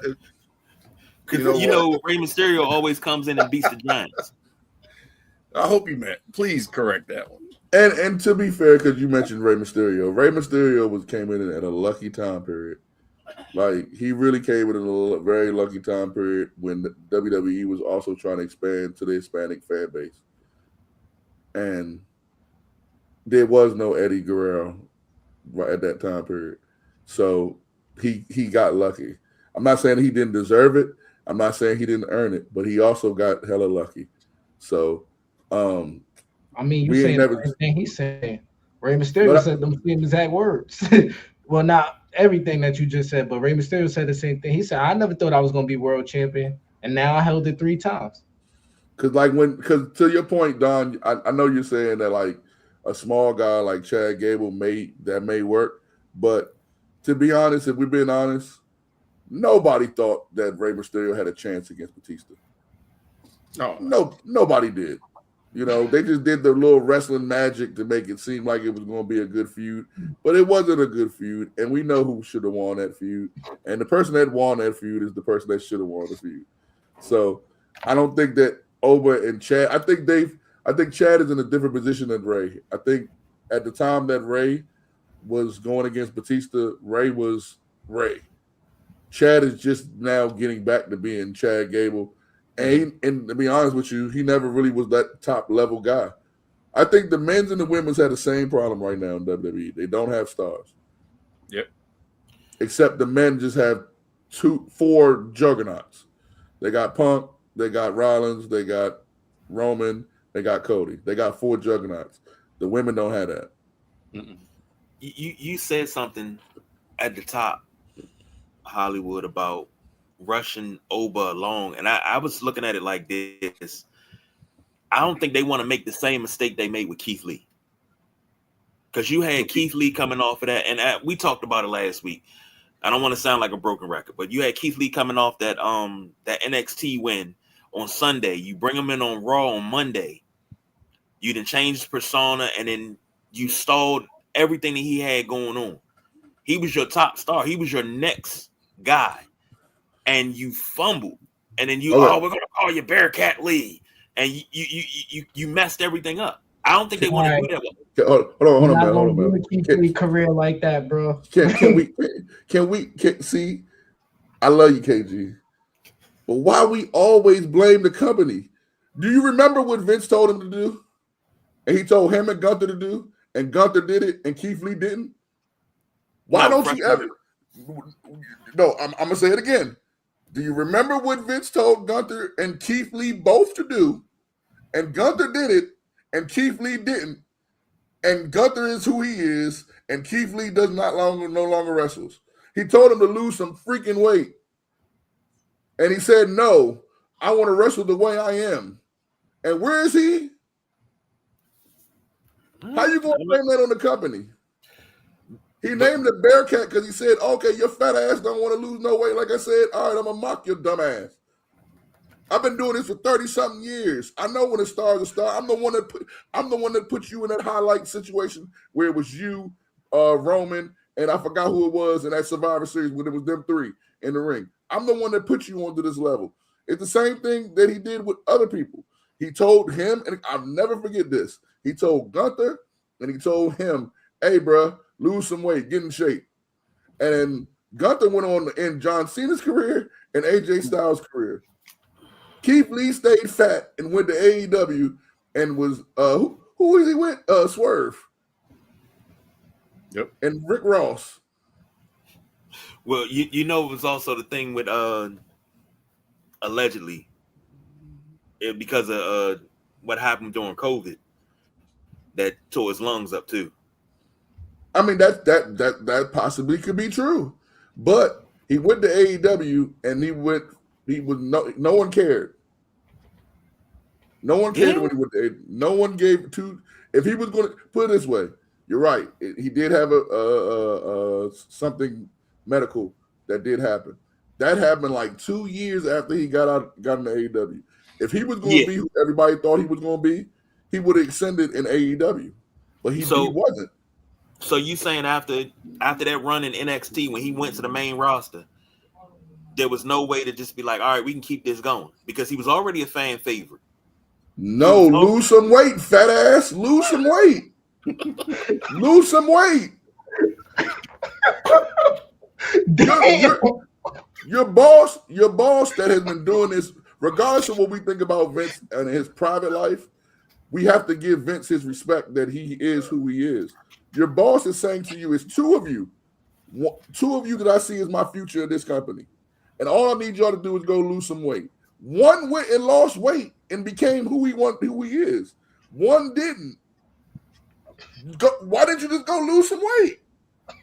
I know it sounds dumb and simple, but at the same time, bro, maybe he knew.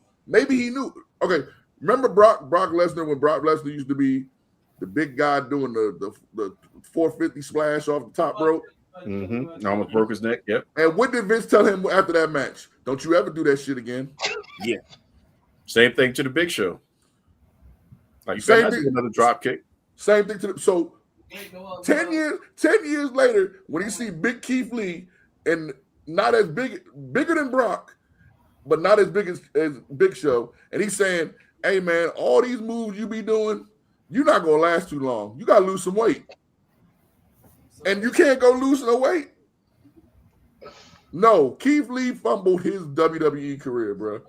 It's so many people I can name that fumbled their WWE career that it's like that we all be like, man, WWE rest them up. Nah. Selena Vega. They said, hey man, stop being on Twitch. They was about to push her. She was like, nah, I want to have my OnlyFans. Okay. Well, they wanted a piece of her Twitch money because she was using the name Zelina Vega, and I was like, yeah, that's kind of sort of that's what she built her brand on Twitch. That has nothing to do with WWE. You got up, down. Why are you worried about what she's doing on Twitch? See what I mean? There you go, anti-WWE. No, they wanted her to stop showing her boobs on OnlyFans, using her WWE name, Zelina Vega. The same thing they told the other girl from NXT. What was her name? That they said, Mandy Rose. The same thing they told Mandy Rose. They was like, look, we don't want that type of image. We're a publicly traded company. We don't want that type of image. You gotta stop doing that. And Mandy chose the OnlyFans. And makes more money doing it. Hey, that's fine. You won't be Mandy Rose no more. She's Rose Mandy now. Rose. She just had a baby. Congratulations to her. She just had one yesterday. Baby one yesterday. But if I didn't have this conversation, KG would have said WWE fumbled Mandy Rose. No, I wouldn't say that. Told her to get pregnant. I knew that, but see, the whole thing about Hey, Keith let Lee, her show her Vince titties. told him to lose weight. I never knew that. Yes, he told him. They Yes, told him, no. Keith Lee told us that. Keith Lee told us that Vince told him that. That's how we knew. I didn't know that. Yeah. Because here, just like I told you, I'm like, why didn't you take this and run with it after that whole NXT run? And I can't even remember which pay per view it wasn't a takeover, I forget, but it was a Sunday night pay per view, and I mean we were like, oh my god, like yo, this dude's the next big thing, and then he shows up on Raw. It was a takeover Brooklyn. It was a takeover Brooklyn. It was a takeover. Okay. That was when he won the NXT championship. He already had the North American, right? Yeah. That was his last one of the last takeover Brooklyns. That was true NXT. Vince saw him in that moment of the Royal Rumble when he was standing next to Brock. And he said, I can't make this believable. He's as big as him, but look at him compared to Brock. I can't make this believable. Name a successful fat ass in the WWE. What level of success are you saying? Because how far back are we going? That's a slippery slope, depending on what level of success. Sumo, you've been too quiet, man. You're supposed to be my homie, man. Tell these name. Come on, Sumo. If you name names, you can't forget about Dusty, Bam Bam Bigelow. See, you're going back. If I name somebody, it would have to be Kevin Owens. Okay, and his ass slimmed down too. He did. He slimmed down some.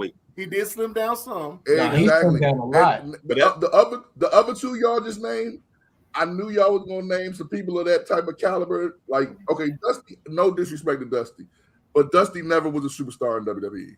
They didn't want him to be. No, that's what I was saying. What type? Because he's a. Come on, bro. Are you what type of fame are you talking? Are you talking about like Stone Cold and that level, or you just talk about that's famous? Like Dusty is famous in a whole different level of acclaim. And the trajectory of what Keith Lee was going, and what all of us as fans thought he was going. There's really nobody. He was other going than Kevin Owens. Other than Kevin Owens. Yeah. And he lost weight. I bet you any amount of money Vince said to him, hey, bro, slim up a little bit. Even Nia Jax on the women's side. Exactly. She had to slim up a little bit. Losing. She lost almost 200 pounds at this point. She didn't lose that much. Yes, she did. She was on Instagram at 160. What about a few months ago saying 160? Yeah, she lost 160 pounds. Oh, okay. I thought you said she weighed 160. No. She lost 160. She was Nah, showing before and after. She can't lose that much weight around black people, man. I'm gonna start thinking she on that stuff. Well, like Rhea Ripley and all them. That's going around. Can't lose that weight too much around us, man. Vince sells, and he's always. What was Punk's problem? What was one of Punk's main problems when doing the pipe bomb? That he sold us buff dudes and dudes that are bodybuilder type. That's what Vince wanted the WWE guys to be. Yep. And Keith Lee, he never was going to be that, but he was just like, hey, bro. But then again, you can't never say that he never could have been that. Because look at Gunther. Yeah, Damian those Priest are Triple H guys. If you think about it, Damian Priest is another one. Yep. Yeah. He don't want no big sluggish dude. Like that ain't gonna work. And I'm talking. I'm a fat dude, so I'm not trying to be disrespectful to the fat dudes. But I mean, look at Otis. He took that Money in the Bank briefcase off of Otis so quick. Now Otis did slim down too, from when he was wrestling with Tucker. Otis has lost weight. He's just thick. Yeah, Otis was a power lifter. He's just thick. Otis was a power lifter. He was just a like power Mark lifter. Henry's a power lifter. The power lifters Mark are Henry not lost weight. Diesel and they're big guys. Yeah. So I mean, being a power lifter, I mean, what do you expect? Everybody lost weight except Keith Lee. Keith Lee got bigger. And if we're gonna be honest, was Keith Lee bigger weight wise than Mark Henry? No. Yes. Not. I mean, I don't. Well, maybe. Mark Henry was muscle. Keith Lee when he got to AEW, man, it looked like he was almost wearing some Speedos when he was, putting on his. I'm serious. It's like, dude, he's gained some weight. Look, I'm gonna tell you right now, KG, You guys got right? point. I got no leg to stand on here, huh? I'm gonna tell you right now, right? Go watch the Keith Lee from NXT, and then go watch the Keith Lee that showed up on Raw. You could notice the weight difference. NXT, he looked a little bit more sharper and a little bit more muscular. When he went to Monday Night Raw, and they had him put on that certain attire, as Mike T said, he looked like a fat person. Yeah, I'd have named his ass Bearcat too. Like, it was just like night and day. They put them NXT lights on him. Oh my God, he looked so great. They put them WWE. I see why NXT is so dark over there. They put them bright lights on him.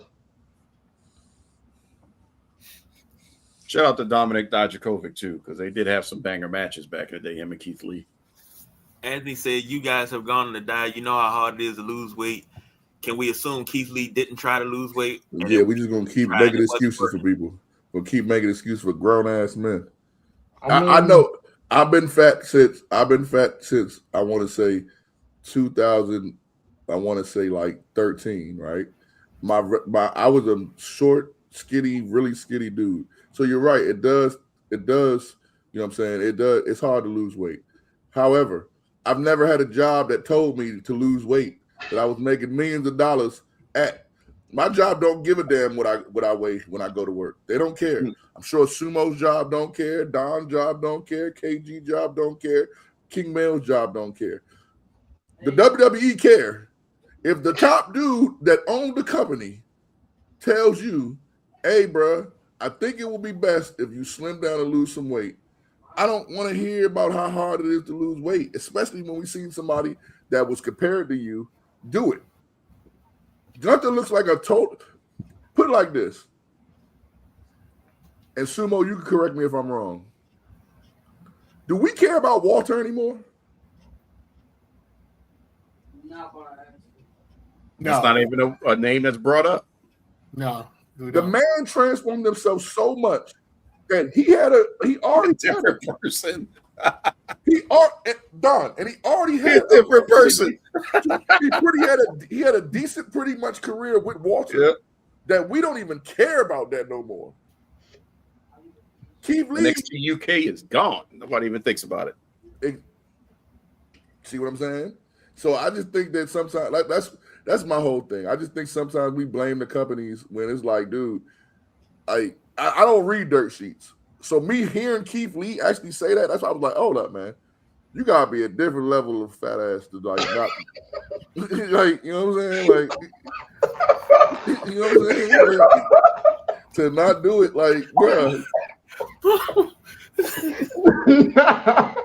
like Mel said, he showed up to Raw huge, bro. And then when he went to AEW, he was bigger than that. Mm-hmm. Now, to your credit, KG, right? I think it's. And me and Yim kept him going with that Filipino food. Nah, but she lost weight. She sure did. She used to be thick. Yeah. Now she got Michael Jackson face. Mm-hmm. Yo, KG, to your point, right? When he showed up, they didn't know what to do with him. 1 minute he was beating Randy Orton. Next week he'll probably lose to a guy named Tozawa or something like that. Oh, not Tozawa. But when it came time for him to receive, it seemed like a huge push. He caught COVID. And then when he came back, he was Bearcat. And then they said goodbye. Because it looked like he was about to be prompt to be the United States champion. But then he caught COVID. They slipped John Morrison into the match, and Matt Riddle ended up becoming the champion. Mm-hmm. Then Sheamus got the belt off of Riddle, and then Damian Priest had the belt. Did Matt Riddle? What was that? I said, KG, did they fumble Riddle? Nah. Okay. Nah.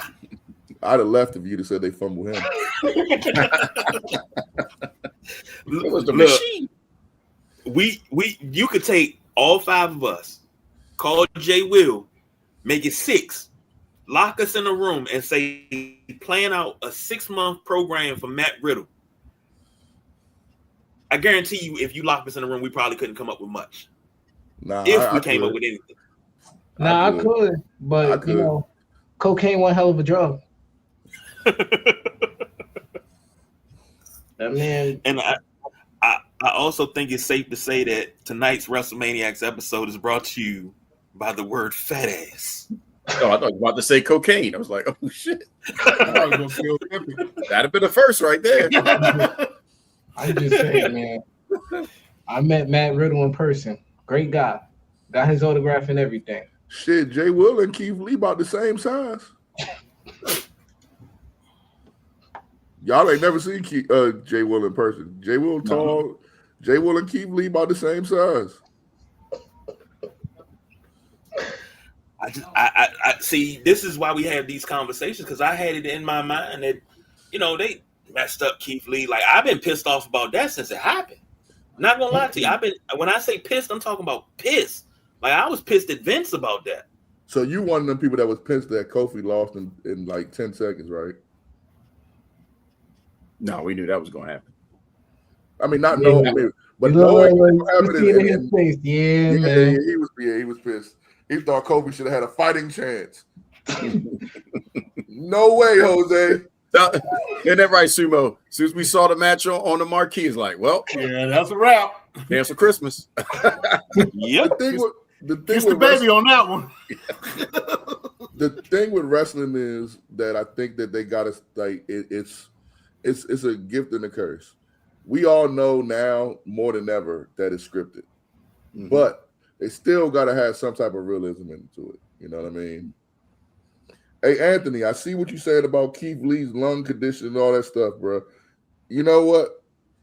I'm not trying to keep dissing Keith Lee, bro, but you keep trying to act like all this stuff didn't happen after the fact. If he was sick, he would never would have went to he wouldn't have went to AEW. Yeah. But then again, AEW might have signed him because they signed people with bad necks and everything. They don't care. They don't care. You don't have to get cleared in AEW to wrestle. No. You don't have to get cleared. They clear Paige. Daniel Bryan showed that. Oh no, Daniel Bryan don't care about his family at all. He keeps wrestling. And they tell him stop, and he still just be like, bro. He retired and still like, well, maybe I could. I'm like, God, I thought you was done. He gonna have to come back now that Bree hurt, so somebody got to get money. Somebody got to make some money. Yeah, somebody got to make some money. Yeah, them kids need to eat. Daniel Bryan's still under contract with AEW. He's behind the scenes. Oh, we know, because every time he do an interview, he got to take a shot at WWE. You would think he never wanted nothing at WWE the way he talk about WWE. Yep. No, he'll never be on Busted Open Radio. So not anymore. A whole bunch of folks ain't gonna be on Busted Open Radio. Yeah, Thunder Rosa is done. I wouldn't be surprised if Danhausen is a regular pretty soon. For real. I'm not even joking. We need more Danhausen, bro. Or he'll get his own show. Yeah, that's a thought. We don't need this. All right, man. I don't need the spooky hour with Danhausen. Hey, you know what we sacrificed? You know what we sacrificed to get Danhausen to the level he did, KG, and this is going to piss you off, and I hope it does. We sacrificed Jordan Grace, bum ass. Oh, snap. Why we need Jordan Grace when we got Danhausen?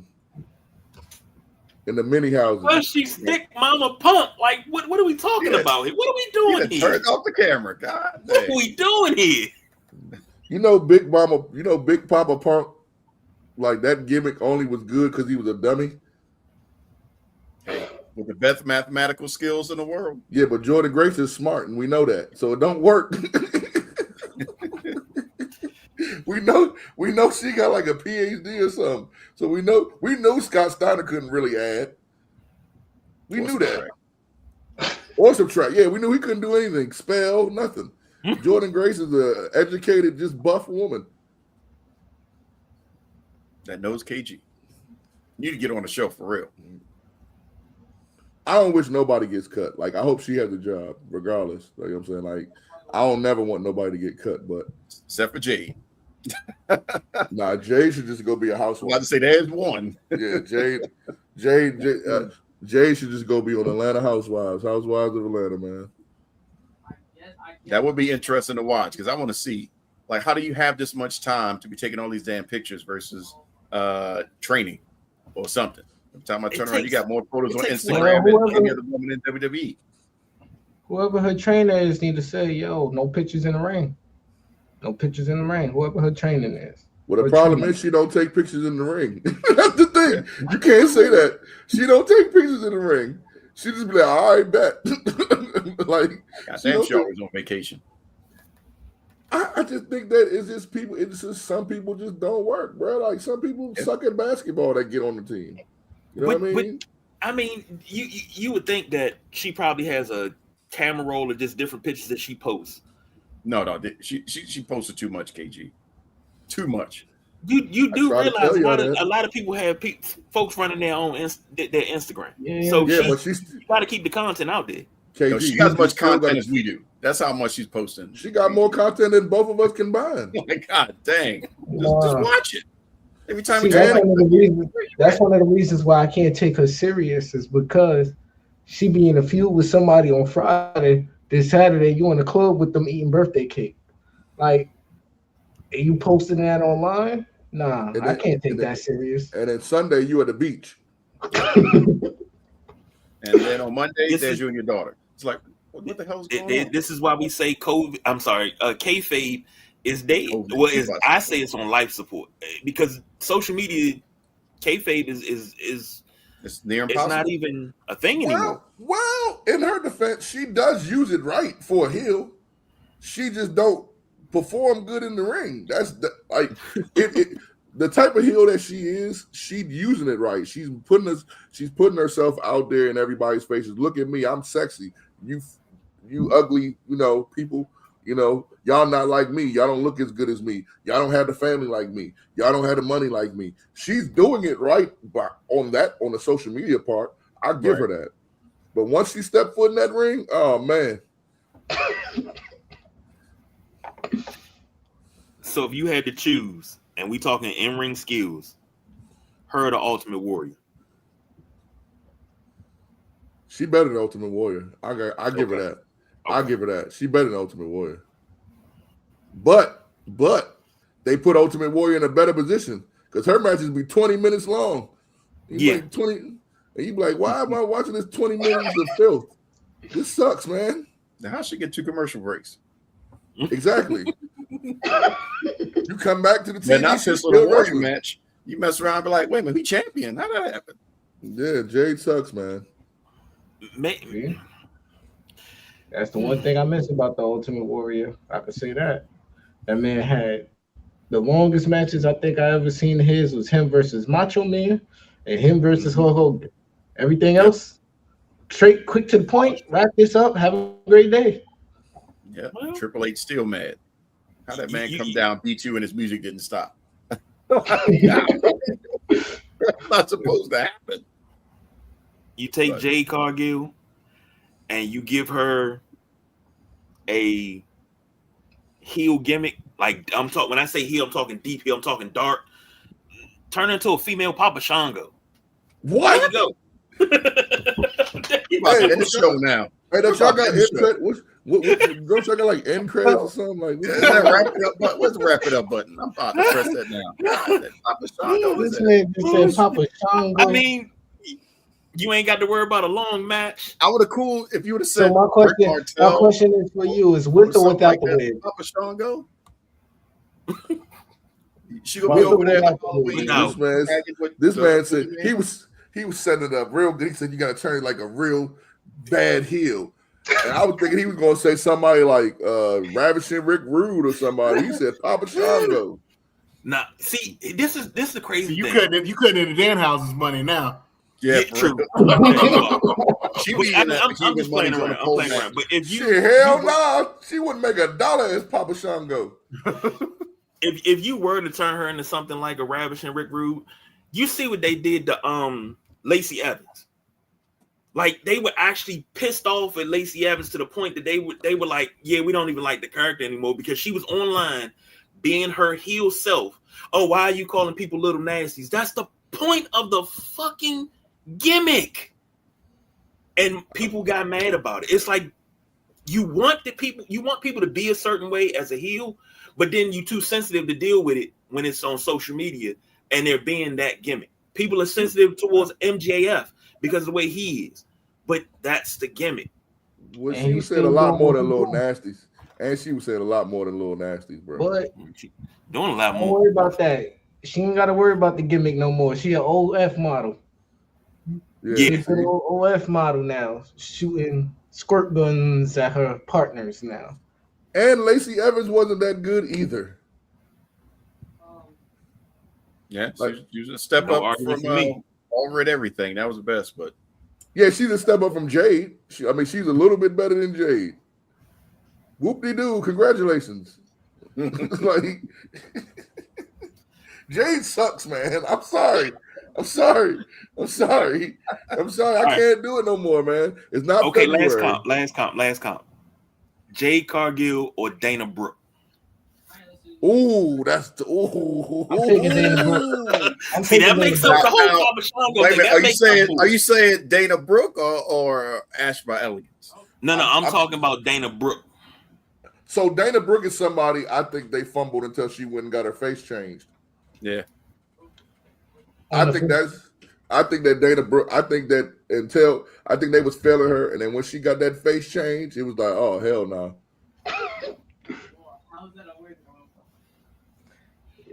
Yeah. I take Dana Brooke though over Jade. Hey.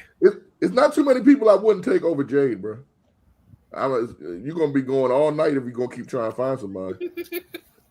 I'll take what's the El Toro over Jade. Oh no. Yep, it's time to wrap it up, right? They went to El Toro. Damn. Next thing you know, it'll be Wee Man over Jade.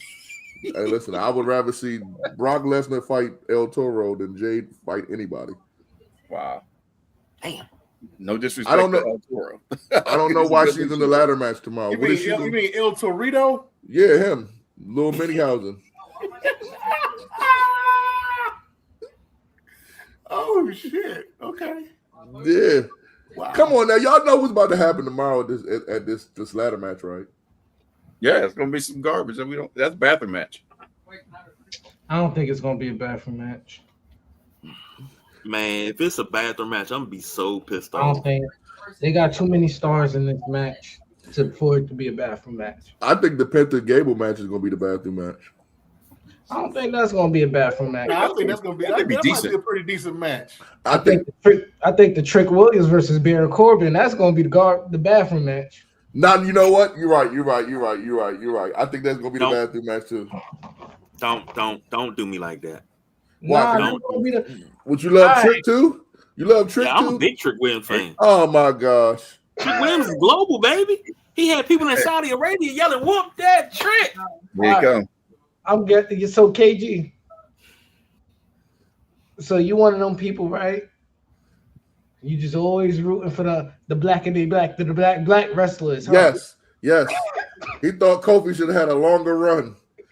Kofi should have had a Roman Reigns run with the Yeah, chip. Xavier Woods should have been a champion.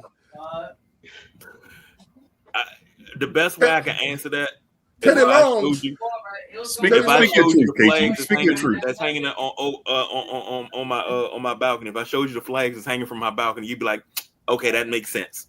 Hey Mel, I'm black, y'all, and I'm black, y'all, and I'm black, black. No, listen, I'm super pro black, bro. Part of the way that 613 started is for me being super pro black. But I ain't gonna hold you. When it comes to wrestling, we suck, man. We ain't that good, man. Like, it's okay to admit it. We got basketball, football. I mean, we got other things that we do. We do good acting. We got good music. We got good food, you know. But sometimes, I mean, listen, if wrestling, I'm not even gonna say that because then I'm not gonna say what I was about to say. But I'm not gonna root just for the black people, bro. Like, I can't do it, bro. Like, I be wanting Swerve Strickland to lose so bad all the time. He sucks so bad to me, bro. Because he don't want to be black. because most of the stuff that he does in the ring, no other black person would ever do. Yeah, that syringe thing. Like, Yeah, oh my god! For what? Boy. Come For what? on, bro. We got too many people strung out. Like You in the know market. God dang, you sticking a needle in you. Like, God, dude. Mel, But you for ain't Trick no, Williams, you ain't after people. that entrance, It's nothing. it's just I don't know. It's like he's a watered down wannabe Booker T. Like, I understand it's a great person that you're looking up to. I understand that's the like you idolize yourself to, but it's like, all right, bro, give me something different. Like, Hey, Mel. yo, He's one of those people that think that Booker T should have beat Triple H at WrestleMania back then, and it was racist the way that Triple H was talking to Booker T. Hey, Booker T, one of the most overrated wrestlers of all time, bro. KG, not even, you was rooting for Triple H then, what you just you can cross that when right I tell you that's the contradictory thing is how big of a Triple H fan I am. Like, I used to have this little action figure. It wasn't an action figure. It was like a little joint. It was Triple H, and it sat on the dashboard of my old car. So I was like, I'm never riding alone. I got the Cerebral Assassin with me. So you didn't root for Booker T? Nah. I was a Booker T fan, but I really wasn't a Booker T fan because I always felt like Booker T was a knockoff Rock.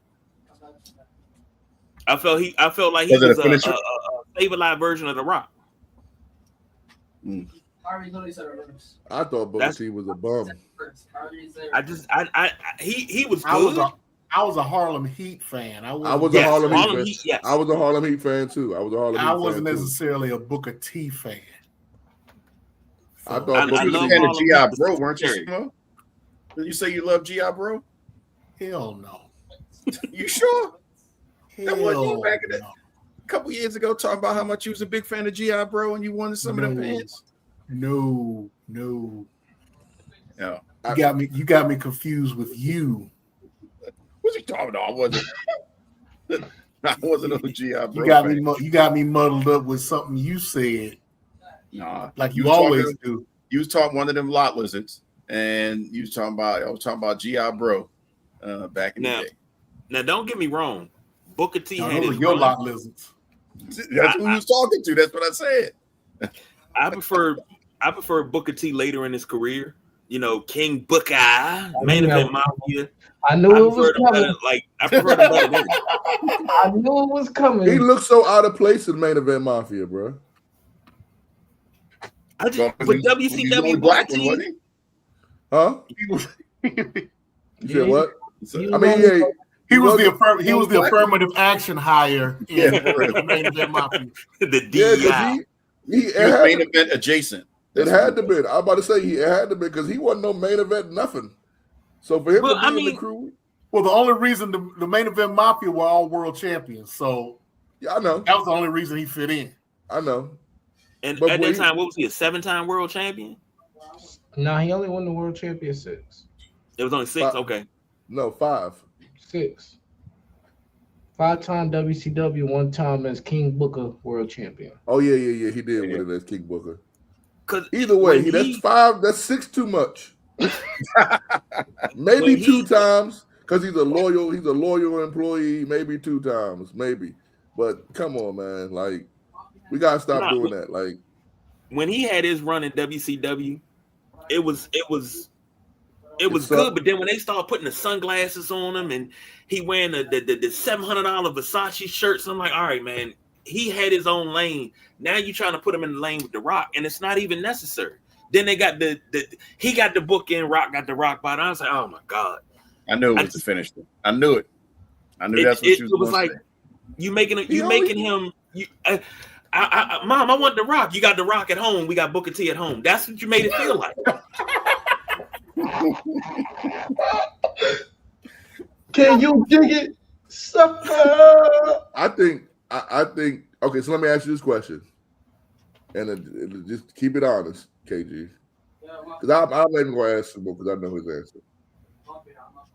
Who do you have higher on the black wrestler rankings, Booker T or R-Truth? The fact you had to think about, I already know what you had to say. What am I saying? You're gonna try to switch your answer, so I don't know what you was going to say. But originally you was going to say yeah, and then you had to catch yourself, so I wouldn't be right. No, I don't. I got R-Truth up there, but not up there over Booker T. I think Booker T had a better career because, again, the R-Truth that you know, if you are initiated, the R-Truth that you know, not in K-Quick, I'm talking about Ron the Truth Killings. That R-Truth, if we got that his whole entire career, he would be way higher. Here's another thing. He sucked too, man. That version of him sucked too, man. Y'all just like him because he was the first NWA champion. That shit sucked. I'm sorry, I gotta be the bad guy tonight. But it did suck. He rough on the black people. He rough on the blacks. It's not even I'm rough on the whites too. On the blacks. It's a lot of white people that should be cut. Like, for example, you know how everybody's so high on Cesaro? Yes. He's a bum. He can't talk. I'll give you that. He cannot talk at all. I'll give you that. He can wrestle. He just can't talk. He can wrestle. He can do the moves. None of his matches make me see like ooh, like he was gonna.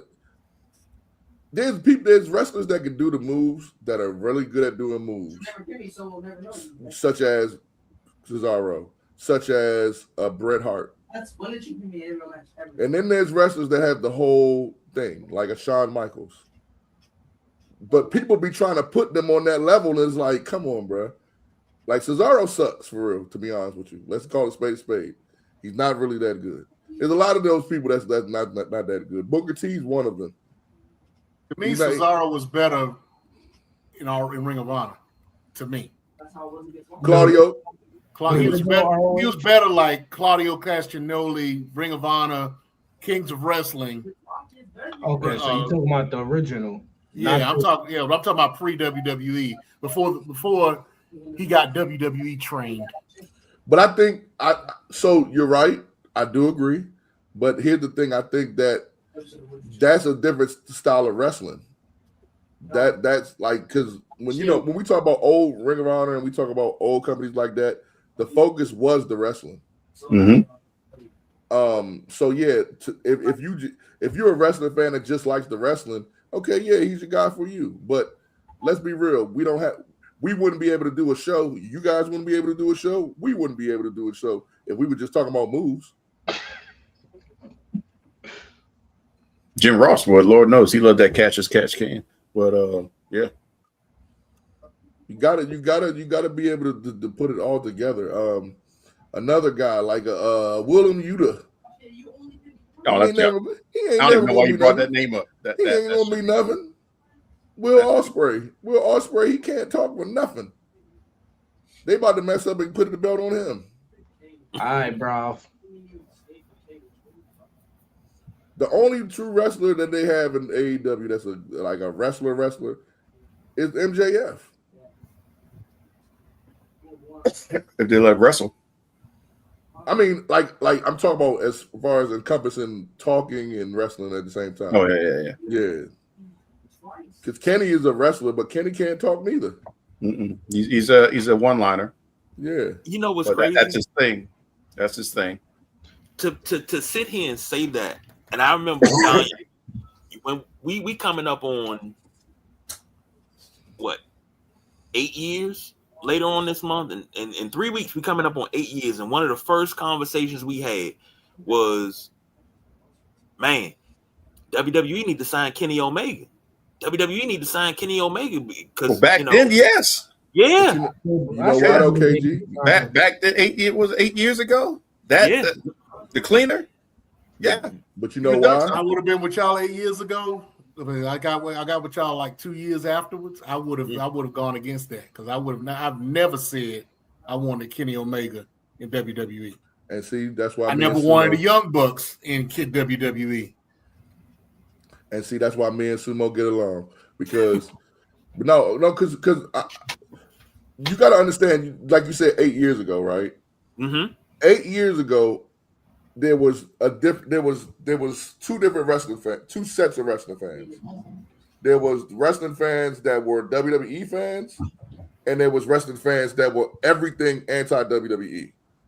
And that anti-WWE became the moves. So a Kenny Omega move set wise, yeah, he may have fit WWE, but the presentation of him, he was a dork. He was a dork. Yeah, the gimmick. Yeah, the He was Japanese. He was, he was that culture. I just want him in the damn game. SmackDown versus Raw. I wanted Kenny Omega up in that. The only reason why the Bullet Club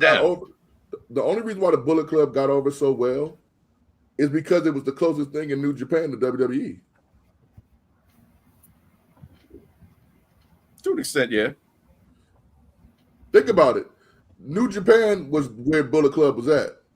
If you looked at WWE back then, you saw in their shows, they had a bunch of Bullet Club shirts, right? Mm-hmm. Nobody at a WWE show had on an Okada shirt. Nope. And he was the wrestling guy. You know what I'm saying? He was at the time, he was the best. Yeah. You could argue he was like the best wrestler. You were seeing with ECW, but not WWE. Right. So, I mean, it's always kind of been that. I don't know if it's always kind of been that, because WCW at the time, they was the hottest. They were more similar to the WWE than anybody else has been. But I think that, I mean, that 8 years ago, like you said, there were some people that probably did want Kenny Omega in there, but that's only because he could do moves. Like to Sumo's point, the Young Bucks wouldn't have fit in WWE 8 years ago. No. It would have changed their whole gimmick. Like they did with Motor City Machine Guns. Yeah. It would have changed their whole entire gimmick. And Motor City came too late, unfortunately. They weren't the Motor City of what it used to be. So, to Hollywood's point, I blame Motor City for that one too, or at least it's a 50-50. Because that wasn't a Motor City I would want in WWE. WWE is where you get your retirement check. Yep. Pretty much. That's where you go to get your retirement check. That's where you end your career. I said that too. You go there to get your retirement check, then you go back into the indies to finish your career. Mm-hmm. Depending on who you are, though. Yeah. Yeah, depending on who you are, because Roman ain't never going to indies. No. Nah. I'm talking about those that started out in the indies. Oh yeah. Well, I don't see out in the indies, and then you make a career in the indies, and you make a name in the indies. Then you go to WWE and you make a check. You make your money. Especially then you go back into the indies. Then you go back into the indies to end your career. I think it depends on how big you get. I think that like a Seth and Punk, that's not going to happen. But Matt Cardona, get that big check, get that last. I think he's smart right now. They're not. That's probably one of the people. He probably say they're not using him right. But see, the thing about Seth though, Seth was good, but he wasn't a big name in the indies. You're right. He wasn't in the making. Tyler Black wasn't an indie darling. Right. He was just good. Yeah, John Moxley was more the indie darling. Moxley was an indie darling only because he was into the hardcore thing. Do you think y'all think he should go back? No. Yeah, let him get one. I think they would make him pay for leaving. Nah, let him go back. Let him get one last Shield check. Let him get one. Because that Shield merchandise is going to fly off the shelves if he go back. Do we really need the Shield? I didn't even care for the Shield. No, I thought the Shield was dumb. They're going to have 45 different shirts for the Shield. All different colors. All different logos. He going to make so much money. He ain't never going to have to do a hardcore wrestling pop your eye out match ever again. Moxley goes back to retire. He just go back, collect that Shield check. And done. Stand on his back, it'll be after real quick. Get that WWE Legends contract. So this way they could license Dean Ambrose in the game. He'd be good for life, man. When they broke up the Shield, should he go back as Dean Ambrose? Yeah, he has to. They're not going to be much. He does because they don't own the name. Cardona didn't come back as Zack Ryder. Well, He could have came back as once. both. Once. He came back as both. He could have came back, but he felt like he evolved past Zack Ryder. Yeah. But To Moxley be in the should same go position. back. He should go back as Dean Ambrose, because let's just say he go back and he go as John Moxley, and then everything is shit. Everything he do there is shit. Now, if he go back as Dean Ambrose and everything he do there is shit, the John Moxley name still holds some weight. Mm-hmm. When they broke up the Shield and everybody kind of went solo, that's when I liked it, because Dean Ambrose became Intercontinental Champion. Don, you and I had this conversation. We were talking about how they could parlay this into something big if they do it right. And then you said it yourself. I think him and his wife contracts were up around the same time. I think he was up 1 month and she was up maybe like 2 months later. So she wound up leaving. Who, Renee? Yeah. Yeah. Nah, she left way after him. I thought it was 2. Well, it was like a year or 2. Yeah, like 2 years. I know his contract was up, and he did the vignette. It was a vignette on YouTube of him punching through the cinder block wall. Yeah. And I was like, yo, you got to sign him back and do this. And the next thing you know, AEW comes, he's in AEW, and he's rolling. Well, that vignette was for AEW. Yeah. And I was like, you fucked up. You fucked up and didn't sign this dude. See, there you go again, blaming WWE. But, he should have never got out of the door. It's certain people that you shouldn't let get out of the door. Hold on, he never wanted to go back. He chose not to re-sign. Yeah, he chose not to re-sign. He let them. He played his whole contract out. It ain't like they released him. They let him play his whole contract. You want to know how big he was? You want to know how impactful the Shield was? On the WWE Network, they played the last ever event where it was a house show. Yep. Where you could see them for the very last time. Yep. Of all 3 members together. And he That's how impactful he was, and the whole group was to the WWE. That's how much they cared. Yeah, he said they tried to pay him 5 times more than what he was already getting. He said this out of his own mouth.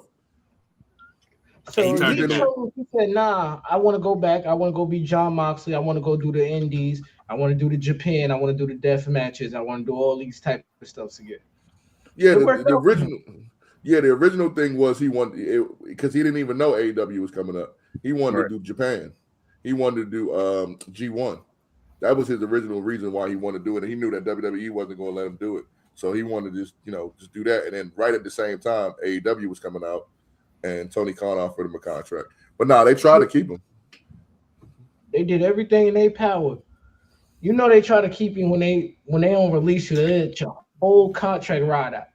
They let your whole contract. As soon as that contract up on that dotted line, he was able to sign the AEW and was at, I think, their first pay-per-view. Yeah, he was at the first pay-per-view. He had no non-compete. Yeah, just like the New Day. Then there's no non-compete. They're just done as of August 1st. Which, to me, there's another one. There's another group that everybody, just because they black. The New Day? To their credit, they were just fun. I just enjoyed some of the nostalgia stuff. I mean, some stuff was just like, what the hell are y'all doing? The pancake thing never made sense, but then again, I'll throw a pancake in somebody's face, so why not? I worked at IHOP. But, when they brought back the Freebird rule, certain little things like that, it was just cool to see. Oh, yeah. I loved all that. It's just when people started wanting them to win, like the WWE championship, that's when I was like, all right, we're getting a little the super stable and all that stuff. We're getting a little carried away here. Kofi deserves it. Why? So you guys don't have boxes of Bootios? Never. No. I'm a grown ass man. I got it just for nostalgia piece. Just sitting there. But I also got a box of Ghostbusters cereal, so I mean, one thing I see it on the shelf at FYE. I said, hell no. One thing I do is I collect my cereals. I got both versions of Alex Ovechkin's cereals. I got the Alex O's and the Alex Ovechkin Crunch. I got the Terry McLaurin Crunch. I got a box of Dunkin' O's. I keep my cereals. And you said you got Jordan Wheaties, don't you? Still, or didn't you say that? Really? Nah, I get that. I'm asking for real. Did you say that? I guess what you said one time you had. Oh yeah, you talking about the Michael Jordan wig? Yeah. Yeah, I'm with you on that type of stuff, but I'm not getting no cereal with three grown black men called booty-os. But I was one of those I ones got that the thought, lunchbox too. I ain't even gonna lie. That I used to just carry that to work just so that way I could just say booty-os. Y'all so realize get around with it. that Danhausen is the first character, because as he's the comedic relief. Right. He's the first white character in a long, long time that we've gotten that from. It's usually been black people in like the last 20 years. Yeah. Yep. Most of the time it was R-Truth. Now he delivered though. I'll give him some credit. Yeah. He delivered. That's why I can't give New Day so much credit. Like I loved it until Kofi won. I hated Kofi Mania. Like I was pissed. I hated it.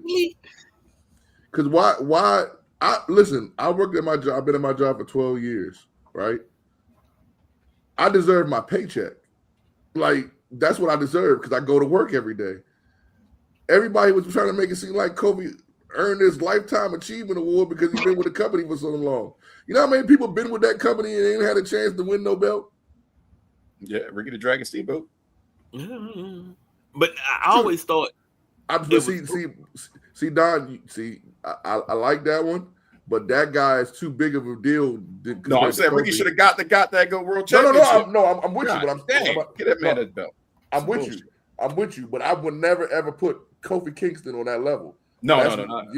Like I would never put Kofi on none of them. On like, Big E hold the IC. I'm cool. I mean, he won champion. Hey, it's good for the culture, but he's an IC at the top.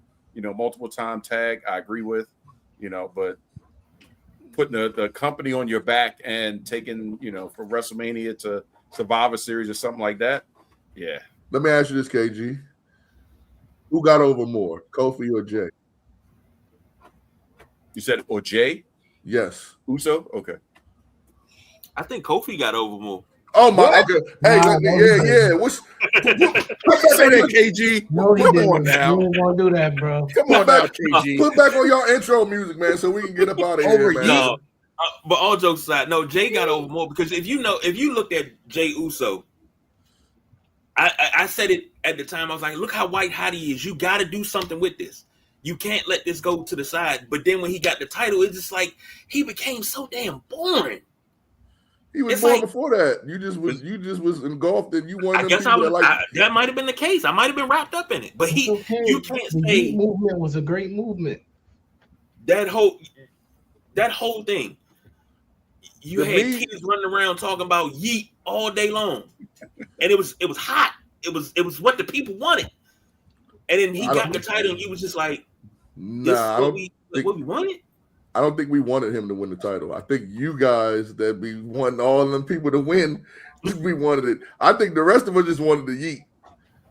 Like, I think there's only one guy ever that had that type of movement that earned it and that deserved it, and that was Daniel Bryan. I think everybody else that had those little moments where everybody's going around in the world yeeting, or Kofi Mania, or this person, or Sami Zayn, like they've been with the company so long, they worked hard, and we're going to push them to make everyone like them. I think Daniel Bryan's the only person that's ever done it organically that deserved it. I don't think none of them have, like, if R-Truth won a championship, I'm stopped watching. He probably knowing R-Truth, he would win the women's championship. But see, then I'll keep watching. Yeah. So he'd be a world champion though. Let me ask this last question, and I'm done. Okay. I'm gonna ask this last question. So, the way I feel about Trick Williams, I love what Trick Williams does. I love the entrance. I thought him bringing in Lil Yachty was gonna be a little shaky, but it actually is working out. Mm-hmm. I say this every week. I say Trick Williams. First, I was saying he was national. You got kids in Omaha, Nebraska, and Iowa, South Dakota yelling, "Whoop that trick." Now you got people all over the world doing "Whoop that trick." I'm good with that. I really think that it's going to come a time, not in the next 6 months or so, but I think sometime next year, you might have to test him out in the title picture. Nope. But you think that's too soon? What title? Which title? Was that the question? Pick I one. don't need him right now next to a world championship in the next 6, 7, 8, 9, 10, 11, 12, 13, 14. None of those months. We don't need him there right now. As of what he's showing right now, he is a character base. He doesn't have it all the way in the ring yet. He is a character base. Everything outside of the ring, everybody loves. But we don't ever say, yo, you check that Trick Williams match out? I ain't never hear nobody say, yo, throw that Trick Williams match on. Yeah, we know. We know. Come on, bro. Like we gotta be honest here. It's like he's a great character. He has everything that he did as far as wrestling goes. He's very smart about it. I listened to what he said. He orchestrated his music a certain way. He came up with his interests a certain way. That's what helped build up to the character. As far as the ring goes, he hasn't had nothing yet as far as the ring standpoint where you could be like, all right, I kind of want to see him in the main event now. You know who? So you want to see him as more of a mat technician because he got everything else, but you want to see him more of a mat technician. It's not even a mat technician. I just think his style of wrestling right now doesn't gravitate towards world champion. You know who we talked about? Keith Lee. We talked about Trick Williams, Kofi. There's one guy that if he wouldn't have messed himself up, we wouldn't have been talking. He would have been the number one black wrestler of all time. Velveteen Dream. Yep. Agreed. He's the one. He's the one that Trick Williams. That's who Trick Williams is. Velveteen Dream. He's just not as good as him. And then Velveteen Dream was good, but it didn't hurt that he was from DC too. So that's always a beautiful thing. Yeah. Well, actually, it does hurt because it's post annex since then. Well, yeah. Now it hurts. Yeah, it hurts really bad. Yeah. But he should have. That was that. Put it this way: as a black man, as black fans, he was going to be our guy. Yeah, he was going to be our guy. And agreed. Unfortunately, they put the smut on his name because, that's what did him in. Because a lot of people don't realize at the same time Velveteen Dream was going down, that was the Me Too movement. And the reason why I never believed it was, you mean to tell me in this movement that a black man ain't getting arrested? Like, people don't realize it never was any charges placed on him. And if there was something like there was, like people say there was, that he was flirting with little boys or he was exchanging different texts with little boys, that's a crime. Yep. And he never was charged for anything. Same thing with Ezekiel. Yeah. Yeah. Came with that either, but they're not hiring him back. Yeah. Tragic. Well, I don't know about Ezekiel, but Velveteen Dream is never going to get hired back after his coach. He said some shit. Yeah, I'm gonna expose the wrestler business. Like, he dug his hole deeper. Yeah, he dug it. Cocaine, one hell of a drug. Mm-hmm. Yeah, if he would have just chilled out, if he would have went away for like a year and nobody heard from him, he probably would be next back. Big Cass. He'd be coming back. Ain't Big Cass want to come back soon? Yeah, that's what I'm saying. He'd be the next Big Cass. He'd be coming back. Yeah, Monday, right? It's Monday. So coming back on the 3rd. Yep. Yeah, and so I'm assuming Enzo with him because otherwise Enzo was still under MLW, but who knows? I don't know what's going to happen because Big Cass can't talk. So no, he's not with MLW. He's with third row, fourth row. Enzo's free agent enough though. I thought Enzo was with MLW and no, he's not under a deal. He can go wherever he wants. Mel, even if he is with MLW, they'll buy him out if they want him. Mm-hmm. Yeah, they need the money. Gotta take that. Shoot. Yeah, he's the fourth row flyweight champion right now. So yeah. So we'll see what happens. Or they may just milk it, and then he just may allude to something. But big cast with a microphone. We'll see. That was one of them. Good luck with that. That's why I didn't bring it up on the show. If y'all noticed last week or the week prior, I'm like, Enzo ain't coming. And well, maybe they don't put him on the mic. Maybe they do like Baron Corbin and just have him secret. Yeah, he only run need to into say people and leave. Yeah. Now, if he attacks Oba, that's another All big right, man bro. fight. All right, bro. That ain't a bad idea. That's not a bad idea. Bro. It's not a bad idea. It's not a bad idea. I don't need to see these vignettes that they trying to do for him to trick me into being excited for him to become into Oba dog food. No.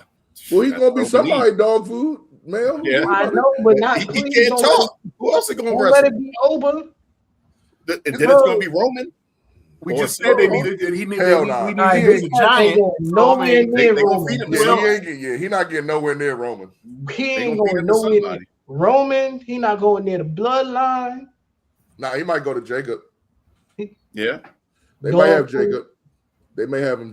They may have Jacob. And that'll be even worse. He get beat down. You can't go nowhere if Jacob tossing you around. Not Like no disrespect to Jacob, but I mean, if the heavy got you never gonna get to the big guy. Yeah, he might come out and say, you know what he should have did? He should have went right back to NXT. He should have That's went what right back You in gotta have NXT. Enzo with him. That would have been a great place for him.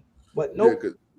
because I can see him coming back and be like, I want some of Roman Reigns. I want to be a champion. And Jacob coming out like, No. hold up, stupid son of a, I'm a dog, walk your ass. You know what I mean? Man, the rest is history. I don't know what to say. They typecast the hell out of Jacob.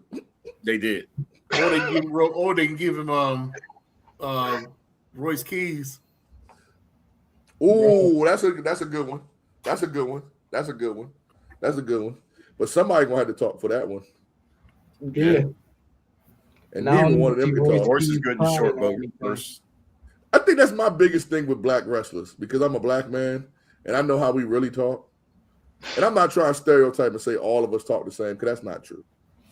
But you know that for a large percentage of us, we have the slang and we got the wit with it and things of that nature. It's just none of these black guys be really having that. Like the last I like one, New Jack. New Jack and him, like the last one we really kind of had was I hated that they was playing this gimmick, but they played it so well I couldn't hate them for real. Crime Time. Oh, don't say that to Sumo. Did you say you hated Crime Time? Same here. I did not like the Crime Time. Yeah, I hated they fell into the stereotype. Yeah, but they were so good at it. That's They were why. good though. They were good at it, That but money. Yeah. That Like, money. But it took That's- away from what they did in the ring because they were great in the ring. Okay, see, all right. Yeah, we got music, man. Come on, man. But You opened the door. You opened the door. Great may be an exaggeration. They were good in the ring. Oh, man. They were They the was- precursor. They were the precursor to the Street Profits. Free profits, yeah. Bruh, they were okay. I'm gonna give you this. They were like Derek Coleman. 20 and 10, man. Yeah, cool. Occasional all-star. When he wasn't drinking. Occasional all-star, but he wasn't a Hall of Famer. You put people in the Hall of Fame. Like I would love to see your Hall of Fame, bro. I can tell you the Killer Bees are in it. Nah, not in my Hall of Fame. That's your Hall of Fame. Is Ultimo Dragon in your Hall of Fame? No. What? No. Why But you not? like- Why wouldn't Ultimo? I never Dragon got to be in see your the Hall of Ultimo Fame? Dragon that you should have seen. And the Japanese. I only got to see him in WWE. I ring, never yeah. got to see the real Ultimo Dragon. You didn't Hold watch WCW? I watched You at least gotta WCW on taste Sunday it. mornings. That's when I watched WCW. You at least got to taste the WCW. Come on, man. You'd be choking the hell out of everybody. You should have used him in WCW versus NWO against BJ. You'd have won a lot of matches. You'd have had a cardboard championship belt. Is Raven in your Hall of Fame? Yeah. Oh my gosh. Nah, Raven right there. Nah, I gotta go with Raven on that one. I watched ECW Raven. I gotta go with Raven. Like That Ravens flop, man. not Sick not boy. the WWE, Here comes not, Sick Boy. not the WWE version, the ECW version, the TNA ECW version. and the TNA version of Raven, that's kind of Hall of Fame worthy. Hey, Sumo, I'm gonna ask you because I already know the answer, man. Is Raven in your Hall of Fame, bro? I can't put him in my Hall of Fame. Y'all be putting anybody in. It's called the Hall of Fame. Like that's like a special hall. It's like a special place for special people, right? Even ECW Raven was. I mean, they didn't really. ECW needed somebody like a Raven to put them over, but they didn't really have too much to work with. Oh yeah. I mean, as soon as Taz became Taz, oh yeah, you didn't get Raven anymore. True that. He would go in the ECW Hall of Fame. Yeah. Okay. No, yeah, ECW, no doubt. Obviously, Sure. I'm just talking about wrestling. That was his highlight. Yeah, I'm just talking about Wrestling Hall of Fame. Just overall, yeah. Yeah, if you had an overall. Excuse me, KG and Mel. I'll put him in my Hall of Fame. I'll put Raven in my Hall of Fame. Why? His ECW character work was good. WCW was okay. WWF wasn't that good, but the character that he was about to have, that he was having before he got released, that was actually pretty good. That he was having like on Sunday Night Heat. And then he got released. Then I also watched him in TNA, and he helped TNA a big deal, kind of the same way he helped ECW. See, my Hall of Fame must be a little bit more strict then, because if you can't do it in two companies, you're not getting in my Hall of Fame. So if you only had a great run in one company, that's not good enough to get in my Hall of Fame. Well, what about people that never defected to another company, like Undertaker, just playing devil's advocate, or you can't say Sting anymore, but Undertaker, Lifers, technically John Cena, people like that made an impact, but they were only in one company. Okay, so there's exceptions. Okay. Just clarifying it for the listeners. Yes. So that way they're not like, what about this person? And they messaging you and you like, it's obvious, that type of thing that they should be in. Yeah, those type of people. Okay, I'll just be blunt.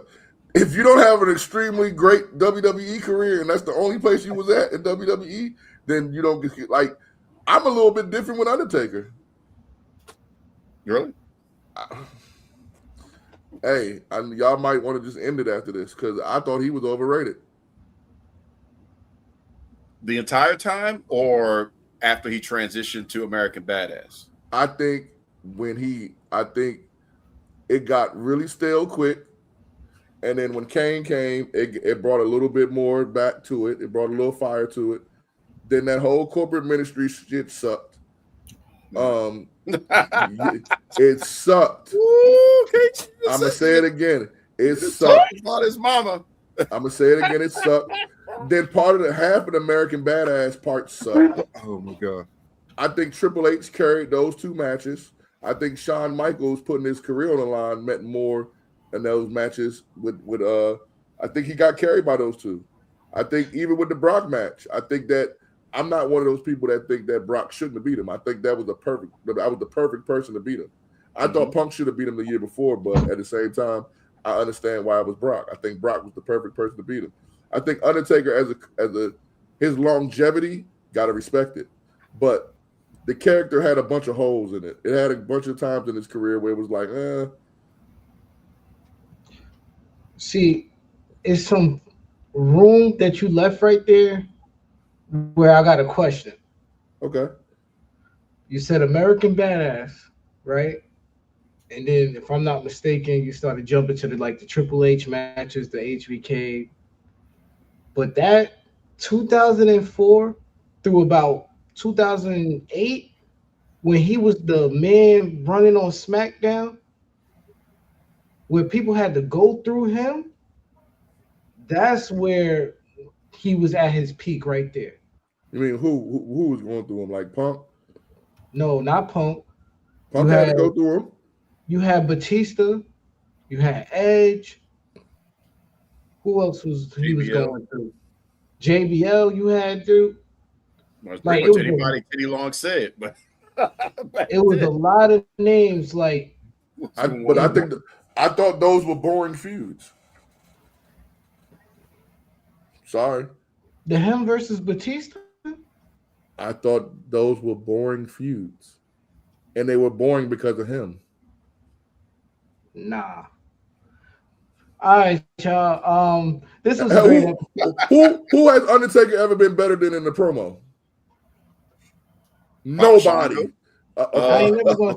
Okay, Papa. I'm talking about the people that he's gone up against. I ain't gonna say he was ever better than anybody in the promo. That means that other person carried him. God, my Undertaker is prime in the beginning with that mystique, that aura. That was great. Like I said, up until when he transitioned to American Badass and everything else in the ministry, it was just, it was cool that he was still in the mix, but it wasn't the Undertaker. OG, that's my guy. What did Undertaker mean to the Attitude Era? Not a goddamn thing. Motorcycles. That's about it. Not a damn thing. If we took Undertaker out of the Attitude Era, we still would have had the Attitude Era. Yeah, that is true. He wasn't a prime player. We never had Kane. Okay, again, I'm gonna say it again. If you would have took Undertaker out of that era, Kane. Same thing with Kane. Kane is one of them that we talk about that's a name, but he had a lot of patches in his career too when it was like, all right, bro, go home. Oh no. We gotta remember the Undertaker was top 3 in the Attitude Era. No, he wasn't. Not the Attitude. He was minus Vince. He wasn't top 3. No, he wasn't. No, you had Rock, you had Stone Cold, you had Triple H. Hell, Mankind was at some point higher than him. He was higher than Triple H. He was higher than Triple H until around he became American Badass. No, he wasn't. Not during the Attitude Era. He was not high. Yes, the McMahon. No, he was not. Not Triple the McMahon. Until 99. 99 is when Triple H became the game character. Okay. And that's when he became a world champion.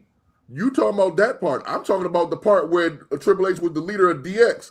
Undertaker was not hotter than him. Okay. You was 2 years old, so you don't remember what we remember. I'm not trying to be disrespectful, but let's call a spade a spade. When DX was out and the corporate ministry was out, did you see anybody with any corporate ministry, any merch there? Oh, I know he wasn't good during the corporate ministry. That's my point. That's the Attitude Era, bro. Yeah. But wait. If we take the Undertaker out of the Attitude Era, you don't get the storyline of Stephanie getting kidnapped every damn week and all of that. You don't get that was a side story though. Yeah, it was a side story, but it was a part because that's what built up the Mr. McMahon character. It was me all along. You don't get that. If you remove the Stephanie thing, we just wouldn't have had that visual. But that wasn't supposed to be him anyway. Right. I get what Mel's saying. He did have a part. He did have a part in like closer to like the Ruthless Aggression era, going into that era at the end of Attitude Era. He did have a little run there, but after Triple H took off, it was a wrap. He was bigger than him. Now the name Undertaker, yes, you might say, okay, Undertaker might have had a bigger name than Triple H, but at that point in time, who meant more to the company? Triple H meant way more to the company than Undertaker did. Yeah, and you also got to factor in, going back to something we talked about earlier, for a brief period of the Undertaker doing his thing, Triple H was in the doghouse because of Curtain Call. So if he wouldn't have done that, that also would have elevated Trips a little bit more into some more high-profile things that maybe Undertaker wouldn't have been involved in, or they wouldn't have needed to go in that direction. So you also have to factor that in too. That's not true. That's not true. That we wouldn't have got Stone Cold. It may not have happened at King of the Ring. Oh no, I get what you're saying. I see what you're saying, but it may not have happened at King of the Ring. But we still would have been in the Attitude Era. We just but it would have been. It would have been something different. Yeah, but Attitude Era wouldn't have been nothing without Stone Cold. Yeah, they would have had to close. Yeah, they would have had to close the doors if they would have lost the WCW. Period. WCW still would be out right now. He is right about that. We wouldn't have had Stone Cold. That's a good point. Number one rule for that one: sleep with your boss's daughter. Something good may come out of it. So I don't know. Well, that'll be a good debate for a future show. Lord knows we didn't recap some SummerSlam tonight. More so everything else than SummerSlam, but good show, everyone. We put in almost 3 hours worth of work. New Nubian Sumo, he's old. He can't be up this late, especially after doing all that bopping. We know his heart rate was up anyway. So we appreciate you. I don't know what you're talking about. Oh, it'll be clipped. I'm telling you. As soon as we get done, that's the first clip going out. Hey, that's whatever you put up. That's AI. We tagging everybody to make sure that may be on Raw on Monday. That's Chat GTP. I don't know what you're talking about. But we appreciate everybody for hanging out with us. Definitely King Mel, Hollywood Mike T. We appreciate y'all as always coming on board. So that way we cover night 1 of SummerSlam. But tomorrow is actually going to be a reversal of fortune. We'll be live, I believe it's on YouTube, correct me if I'm wrong, for the Four Corner Boys show. So Sumo, myself, and the big guy KG will be over on that side of the street, being in the pun intended here, passenger seat, if you will. Somebody may get a grin on that one. But we'll be over there hanging out with them, covering night 2 of SummerSlam proper. So Mike T or King Mel, either one of y'all want to go ahead and let everybody know exactly, when to tune in and how to make sure they find y'all so that way we can all be a part and they could watch us tomorrow. Yeah, tomorrow. I don't know what happened to my camera, but tomorrow we'll be on YouTube 6:13. Soon as SummerSlam is over, anticipating it being as quick as this one was. I guess you might want to say like 9 something. Come on at 6:13, Faye, on YouTube, and we'll be there live tomorrow on YouTube tomorrow night. Awesome. Looking forward to it. Be another great time. Hopefully we have some more interesting things to talk about coming out of whatever they decide to do tomorrow night. And it better be good. That's all we got to say about that. So KG Sumo, anything before we get to the final words? No, I'm good. Just hoping everything works out next tomorrow night. To see, hopefully it's as good or better than what we had tonight. That's what I'm hoping. I'm hoping everything's as good or better. And hopefully, somehow, some way during the course of the day, Jade wears that lace outfit that she had on Friday night. But go on. Well, if you deliver to her house, you may have a shot to see it again. How about that? Here we go. Just saying. But either way, as always, from the Wrestlemaniacs, we're going to tell you the most important thing you'll ever hear. Diversify your bonds. Konnichiwa, bitches.